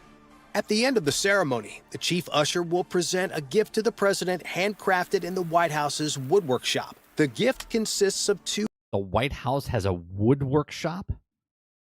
What is this, high school? American flags in handmade cases. These flags were flown on his first full day and last full day That's in cool. office. At the conclusion of this ceremony, the First Family then leaves for the inauguration. And as they do, an army of staff begins packing up everything inside. Because of security concerns, outside movers aren't allowed inside the White House. Oh, what? So they're not doing like college hunks to move the furniture in the White House? Yeah. They're not bringing in an outside source. This is a real problem, considering that massive pieces of furniture. I have a question though. Who are they hiring? Like, hey, what do you do? I have a moving company. Oh yeah, what's your moving company? We only move the president. You only move the president. Yeah. So how often do you work? Oh, we work 1 day a year, every 4 years for 6 hours. What do you do the rest of the time? Nothing. We do nothing. Furniture Like weighing what? hundreds of pounds, large mattresses, and ornate decorations, along with all the family's personal belongings, need to be packed up and moved. Any wrong move during this part could damage priceless artifacts that are literally irreplaceable. But to get around the security concerns, so these Everything is irreplaceable. It's the White House, right? It's the White House. Everything. It doesn't matter if it's brand new. They're like, I don't know. They're like, oh, this is the glass I brought in. There's no specialty to this glass, right? But now the glass is on the counter. They're like, very special glass. The President of the United States drank from this glass, and now it needs to go into the Smithsonian. I can't even say it. The goddamn museum. items don't go missing. The entire staff comprises the army of Smithsonian. movers needed to pack up, haul down, and load the trucks on the south lawn of the White House. These trucks, with one being empty and one being full of the new First Family's belongings, are among the few outside vendors allowed during this process. Although there are some very interesting knickknacks and artifacts families can use to decorate the home, these must all be turned back over to special antique movers since So all the stuff that comes in, they have to move it back out. they are property of the U.S. government. However, the staff cannot willy-nilly throw these things into boxes. They're kicking it and throwing the shit. They're like, yeah, just pack it in there. So while other people are moving giant mattresses and furniture, there are staff members huddled in the corner feverishly packaging an 18th century lamp to make sure it doesn't break. Additionally, any gifts a president receives also have to be turned over to the National Archives. Yeah, you know that's happened, Dolphin. Like someone's moving something and they're like, they open up the thing, they throw it in, they close it, and they're like, they wrap it up, and then they put it away in storage. And when someone comes out, they're like, hey, this is broke. Who did it? They're like, I don't know. So if Trump's son gets gifted a PS5 while in office, that gaming system will become a historical artifact unless President Trump See what I'm saying? That's exactly right. So hold on. Let's hear that again. Doesn't break. Additionally, any gifts a president receives also have to be turned over to the National Archives. So, if Trump's son gets gifted a PS5 while in office, that gaming system will become a historical artifact. Right, so if someone gets a PlayStation 5, when he leaves, they're like, oh, this is a historical PlayStation 5. Be like, what? It's a PlayStation 5. No historical thing to that. Unless President Trump elects to pay the government the item's fair market value. But getting back to the stuff in the or just buy one. So the government bought the PlayStation 5. So we bought them a PlayStation 5 in that circumstance. And then if they want it, then they have to buy it from us. The executive residence. As the staff is boxing up personal items and moving furniture, a dedicated cleaning crew comes in to make the place spotless. And if there's any damage, like Donald Trump spilling one of his daily 12 Diet Cokes on the carpet, the team will simply... First of all, if you're going to make the joke about the Diet Cokes, at least Photoshop Diet Cokes. Oh, that's regular Coke. Rip out the carpet and put in a fresh one. Because of all the different teams coming and going, from people packing old things, unpacking new things, cleaning and redecorating, the actions of the staff are quite literally planned out to the minute. And as the clock continues to run out, the staff are on a strict timetable to ensure the rest of the Inauguration Day's activities go off without a hitch. The last thing they want is for the first family to... Right, Dolphin? Can you imagine? They're like, this is Bill Clinton's butt plug, right? Like, what's happening? Those are all go into the museum and the archive. They're like, this is one butt plug of Sir President. To be awkwardly waiting on the front porch to be let in as the staff are still putting everything together. But as all of this is happening, another aspect of the White House makeover that goes down at the inauguration could, if done incorrectly, end America as we know. Wouldn't that be Monica's butt plug? Is it the... Well, I guess it all depends on who's wearing the butt plug, Travis. I mean, if did she buy it? Did she use it? I don't know. Know it. Whenever you see the president traveling out and about, you often see a sharply dressed military officer close behind, holding a big black briefcase. And I know you're all wondering what all is in it. And no, it's not a meme generation machine Trump uses for his best buddy Elon. Instead, it's actually the key to America's nuclear arsenal. Yeah, the nuclear arsenal. And they wrap it in a nice leather case because they don't want you to know. But now we know. So do we know? Do we know? Do they know that we know that we know that they know? Known as the nuclear football, this briefcase actually holds a robust communication suite, as well as the verification codes the president needs to verify his identity if he ever decides to use nuclear. Are those the real codes?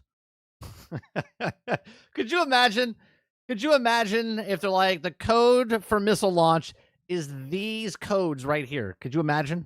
The president needs to They're like, let's just put it out straight in front of him. Verify his identity if he ever decides to use nuclear weapons. Because a potential nuclear attack could come at any time, the nuclear football goes anywhere the president goes, including on Inauguration Day. But how exactly are the keys to America's deadliest weapons turned over on that momentous day? As soon as the clock strikes noon, the military officer currently holding the football will merely place it in the hands of the new officer. Okay, so most of you guys are military, right? A lot of you guys are military. Is this that one guy's job? They have one person's job of just carrying this briefcase wherever he goes. That's his whole responsibility. Like, bro, talk about easiest job, but the most stressful job in the world. You know what I mean? Like, you're constantly like, I'm holding the nuclear codes and everything in my hand, right? But you're just carrying luggage. You're just carrying luggage. Appointed to carry it by the new president.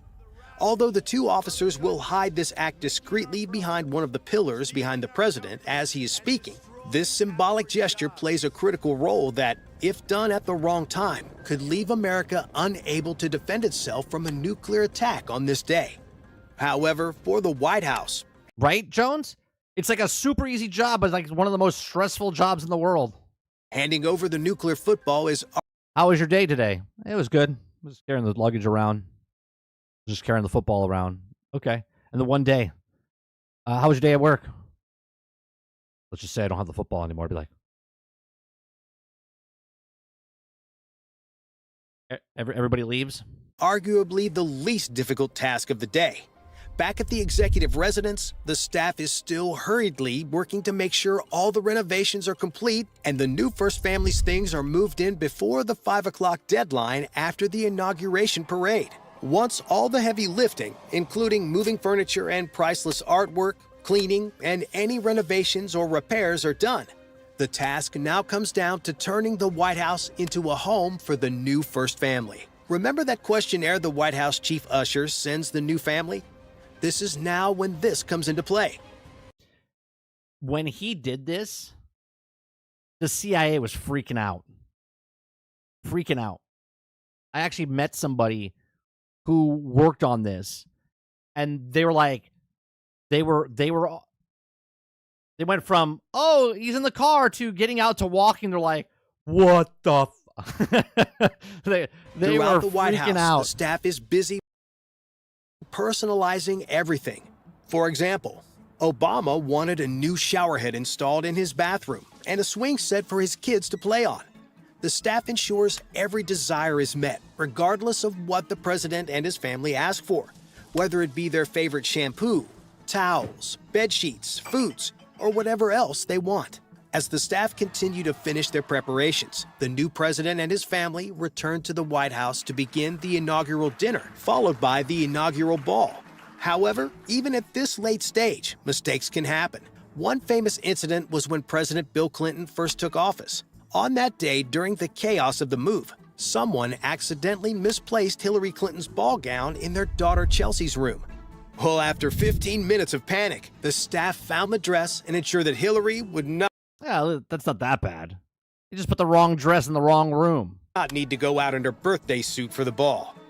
They probably looked at it and went, that looks like the daughter's dress. Thankfully, mistakes like this are few and far between thanks to the staff's dedication, speed, and desire to serve the president regardless. There's a joke here. Thanks to the staff's dedication, speed, There's a joke here. I know this is not taking place in the White House, but scrubbing the thing like that, there's a joke there. and desire to serve the president regardless of political party. That is why whenever a new president enters the White House for the first time after his inauguration, when Chief Usher says, "Welcome home, Mr. President," they truly mean it. Bye for now. That's crazy. So in 5 hours' time, they convert it from the sitting president to the new incoming president. That's pretty crazy. That's pretty crazy. All right. Then we got one more video, which is the motorcade, right? How the Secret Service moves the president. The President of the United States is arguably the most powerful person in the entire world. But even the most powerful people sometimes need to travel. How does the Secret Service consist? Yeah, we actually have a relative, Dolphin, that's in the Secret Service. He doesn't say shit to us, but you can just think about what some of the shit happens, right? Like he's high rank, like he's in detail of the. I don't think of this president. I don't think it was Biden. I think it was Obama. I think he was one of the guys with Obama. Guaranteed the president. I don't know if he still does it, but I know he was in the Obama administration. Protection when traversing through incredibly dangerous, unpredictable, and unknown circumstances. And what happens if the president needs to travel abroad? Do you think that girl thinks that she's got unknown circumstances? He's waving, right? He's waving. And what happens? Do you think that she thinks they're waving at her? Does she know the president's behind her? Happens if the president needs to travel abroad? He can't just take the entire motorcade with him, or can he? Approximately $350 million each year is spent solely on the president's travel arrangements. Woo! $350 million just to move them. And from the outside, it may seem like the presidential motorcade is just an expensive group of luxury cars. However, That's 1.4 billion. Right? In the 4 years, it's 1.4 billion. it is actually an elaborate and meticulously crafted convoy of vehicles, each one playing a I have a question. I know we're watching a video about this, but is this smart to know? Like, if this dude's making a video about it and the information's out there, isn't that kind of breaking what the whole thing is about? Should we be watching this?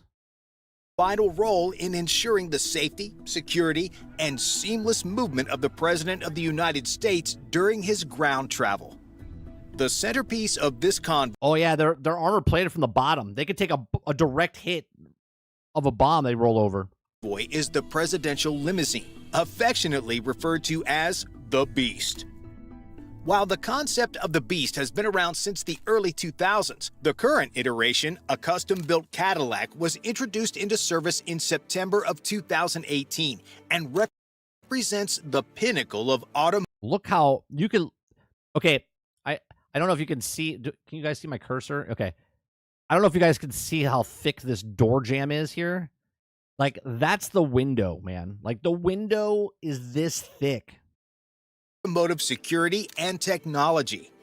The Beast embodies a plethora of features designed to safeguard the president in various scenarios. Its interior is sealed airtight with its own separate air supply to fortify from and protect against chemical attacks.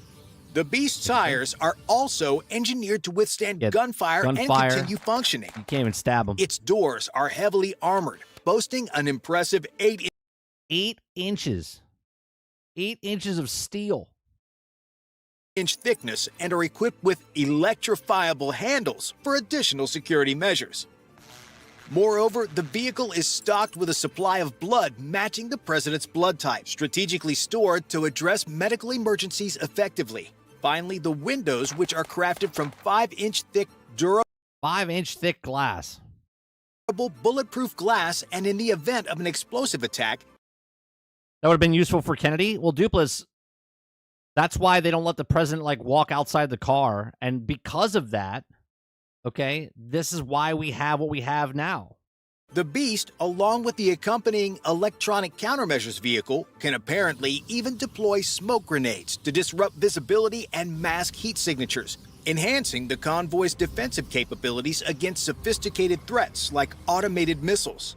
While the Beast represents Okay, not that I'm a super genius or anything, but if you're going to shoot one of those, okay, I got to be careful what we're saying here.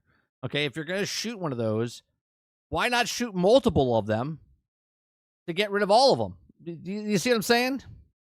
If you don't know which one it is. a pinnacle of protective vehicular technology, the presidential motorcade extends beyond a single vehicle and instead is built of several specially designed vehicles, all filling an integral purpose in keeping the president safe. If you can believe it, the president even travels with a top-secret shipping container that also has an integral purpose in the president's day-to-day. Is a shipping container following him? Prior to the president's arrival, a series of lead vehicles, including the route car and sweepers, often motorcycles, navigate the route minutes ahead, clearing intersections. Yeah, they never, I know this, they never want the president on the roads for more than like 20 or 30 minutes. And ensuring a consistent pace of the motorcade. This strategic maneuvering minimizes the president's exposure to potential risks by keeping him on the road for as brief a time as possible. Following these lead vehicles is the Watchtower, known also as the Electronics Countermeasures Suburban. I feel like somewhere, somebody down the line in a third world country is watching this video, taking notes. They're like, okay. Tasked with detecting, disrupting, and neutralizing electronic threats.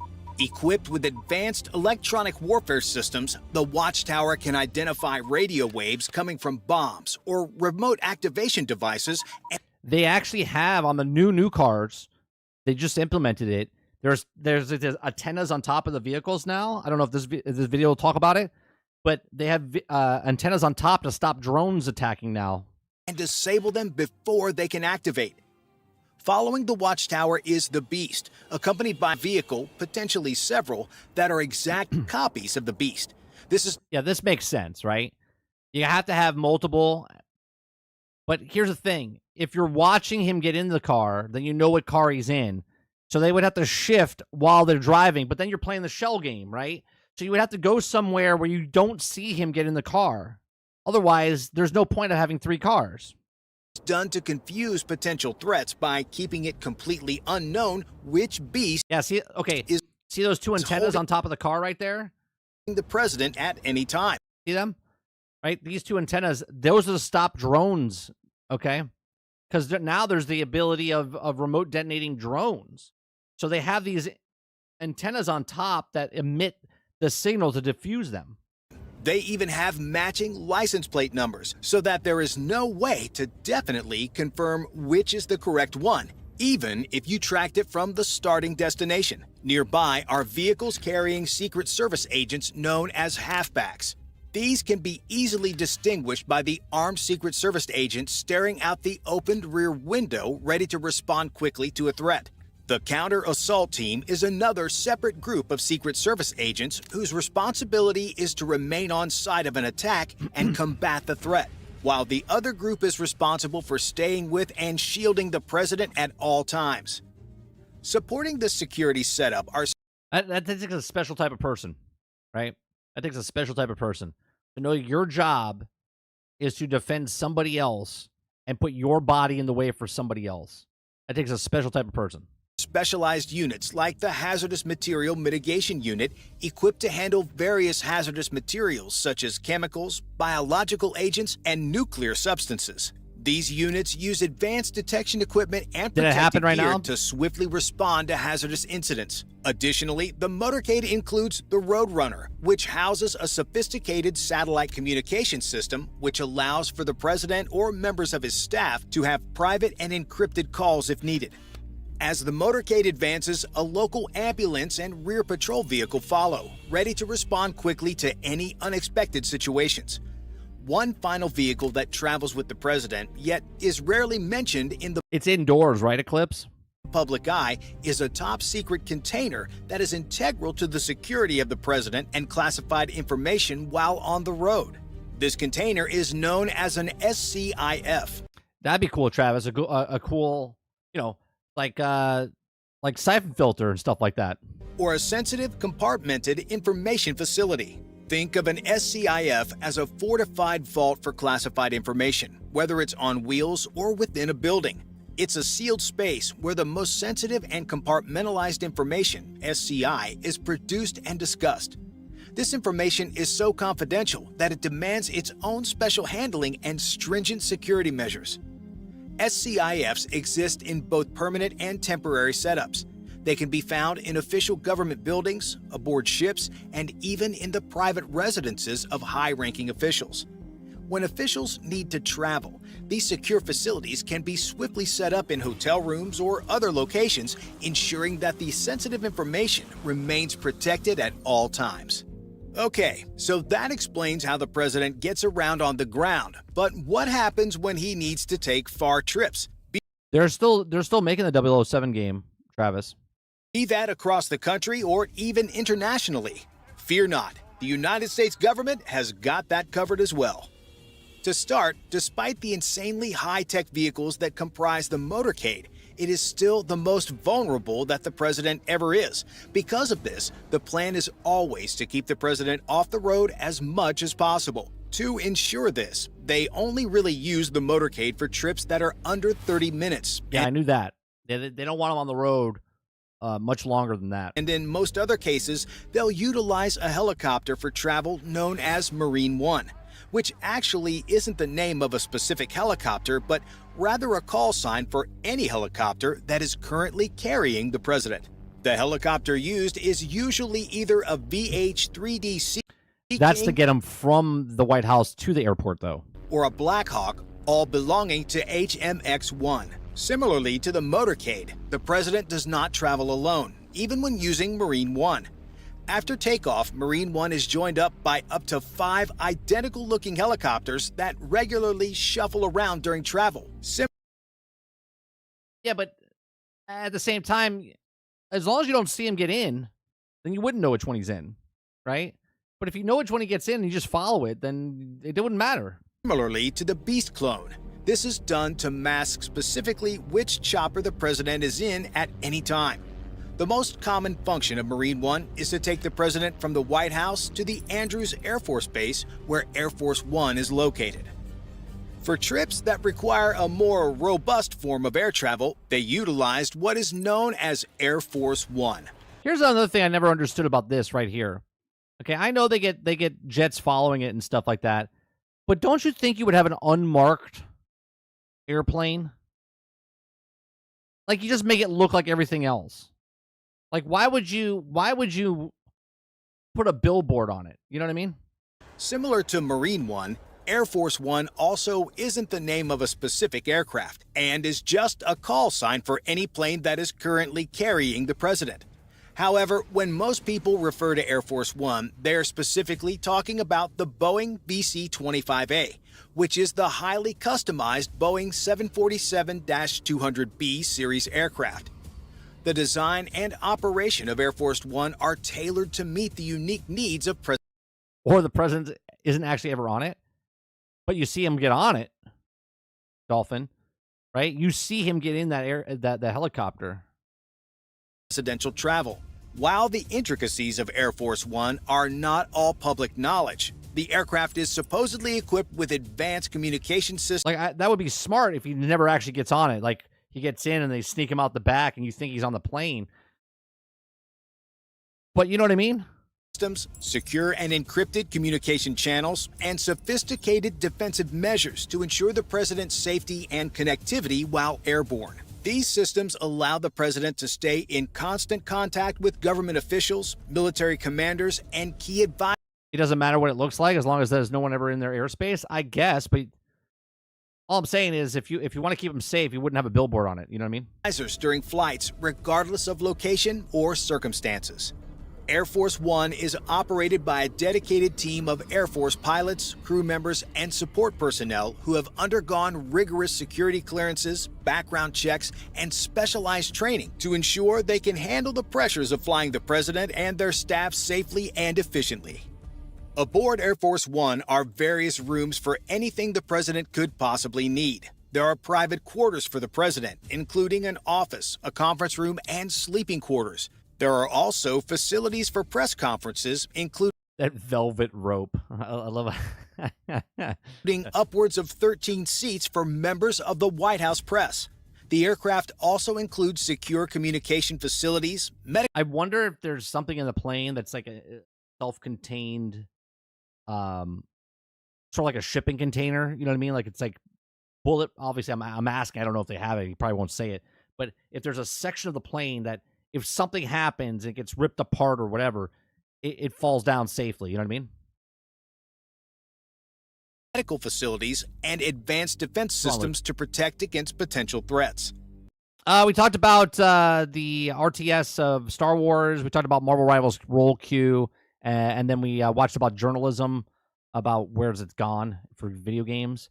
And then we're watching some, because of the inauguration that just happened, we're watching some videos on how they switched the White House so fast from coming in, from the new president coming in, the old president going out, and then also the motorcade stuff, which is pretty cool. The current model of Boeing aircraft being used has been in service since the 1990s. And while it has been effective for the needs of the United States government, they decided that it was finally time. Well, no, the new one's not even built yet, Kurt. The new one's commissioned for like 2027. It's behind times because Boeing was having problems. So the new one it's not built yet. Time to look into upgrading. The Air Force stated that capability gaps, rising maintenance costs, and parts obsolescence were the primary reason they were looking at something new. the U.S. Air Force ordered 2 Boeing 747-8I jumbo Yeah, here you go. This is the new one right here.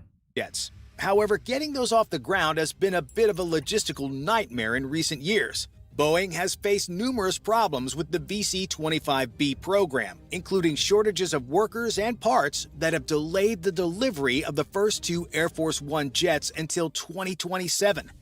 To date, the company has lost over $2.4 billion Woo! $2.4 billion.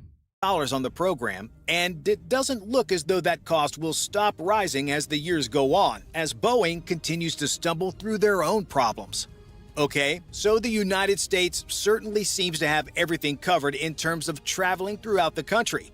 But what happens if the president needs to leave the country? If the president touches down in foreign lands, potentially dangerous lands, how do they ensure You can't be flying the president in a billboard plane over foreign countries like that. that he remains safe? Surely they're not bringing the entirety of the motorcade wherever he goes, You can't. right? Well, I mean the motorcade, yeah. You could just ship it to them.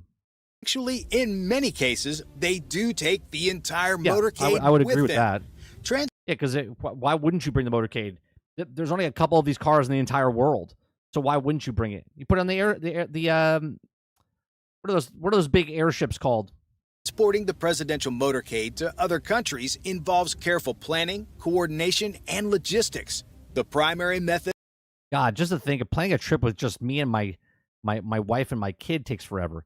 Imagine planning a trip with all of these people. My God. of transporting the presidential motorcade to other countries is by using Air Force transport aircraft, such as the C-17 Globemaster III or C-5 That's it, Galaxy. yeah. They put it on the Galaxy. These aircraft have the capability to carry multiple vehicles, including the Beast, various support vehicles, communications equipment, and security personnel.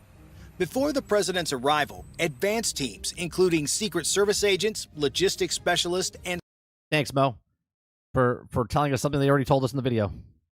Appreciate it. security personnel are deployed to the destination country. They coordinate with local authorities, assess security arrangements, and prepare the logistics for transporting the motorcade upon arrival. Despite being in another country, the U.S. government will ensure that the maximum effort is put in to keep the president safe and secure while he is there. Historically, there have been countless assassination attempts on United States presidents, dating all the way back to 1835 with a failed attempt at Andrew Jackson's life. However, since the implementation of many Yeah, it's a completely different landscape from Andrew Jackson to today. of the security measures, such as the Beast, the last time an assassination attempt actually This video must be made before the last attempt. resulted in a sitting president being Well, sitting president. It was Obama, wasn't it? The last sitting president was Obama. No, it was 'cause Obama didn't happen. Like it didn't get to close. It would be Reagan, right? Reagan was the last one. harmed was Ronald Reagan. Yeah, there now, you go. Yeah. now over 40 years ago. That doesn't mean that they haven't been I know Obama got threatened. attempted. The more recent So did Clinton, I believe. attempts include 2 high-profile cases in October of 2018, where 16 bombs were sent via mail to prominent Democrats, including Presidents Obama and Clinton, Trump critics, and news outlets, while another culprit sent letters laced with ricin to President Trump and senior U.S. military figures. Given the continued success at snuffing out and preventing these attempts, it shows that clearly these measures being put in place are worth it and have been effective. We can only wait and wonder how the United States government will continue to implement more and more security features to ensure the safety of the president moving forward. Bye for now. Cool. I like watching stuff like that. I like educating myself on just having random facts. I didn't know they moved the old president out and the new one in within 5-6 hours. I thought it was like, yeah, like the week before they're moving slowly out of the stuff outside the stuff. I didn't know they're like, don't touch anything. See you later, sir. Thank you very much. Have a good morning. All right. And then he's like, he's gone. And then they bring in the clown, right? And then everyone just, it's like a tornado inside there. And then all of a sudden it's all set up. And the new president walks in. He's like, it smells like paint, right? Because the paint The paint's going to be fucking wet still.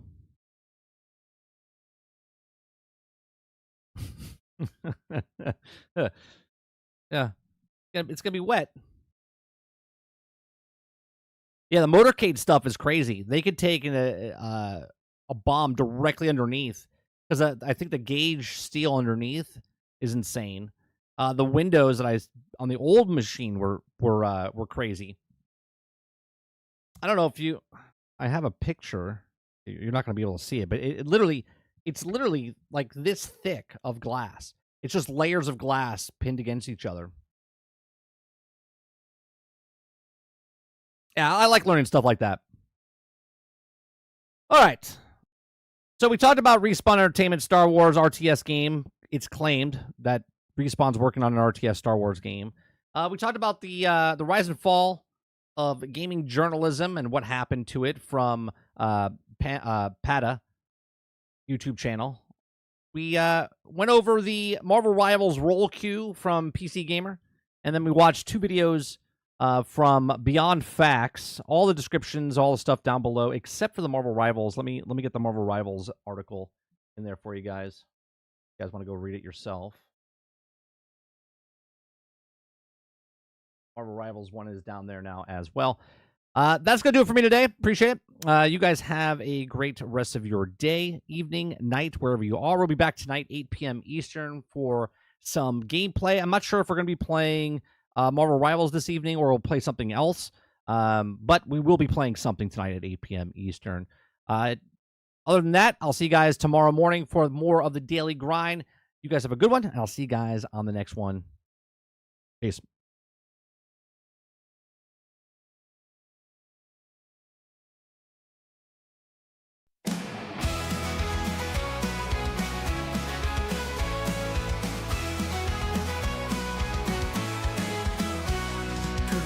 Sunshine, rise and shine. The Daily Grind is here on time with gaming news and fun galore. We'll chat and entertain once more.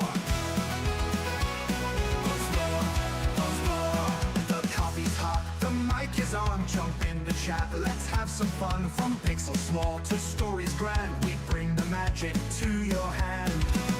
We're nitty tuned in daily, don't you miss entertainment wrapped in bliss. From new releases, tips and tricks, the Daily Grind, your morning fix. Controller ready, headset too. We've got the updates just for you. From late night streams to morning plays, we cover gaming always. Controller ready, headset too. We've got the updates just for you. From late night streams to morning plays, we cover gaming always. Laughs and news, our winning blend, the show with you, our dearest friend. Comments rolling, chats alive, the Daily Grind, 5-star vibe. Tune in daily, don't you miss entertainment wrapped in bliss. From new releases, tips and tricks, the Daily Grind, your morning fix.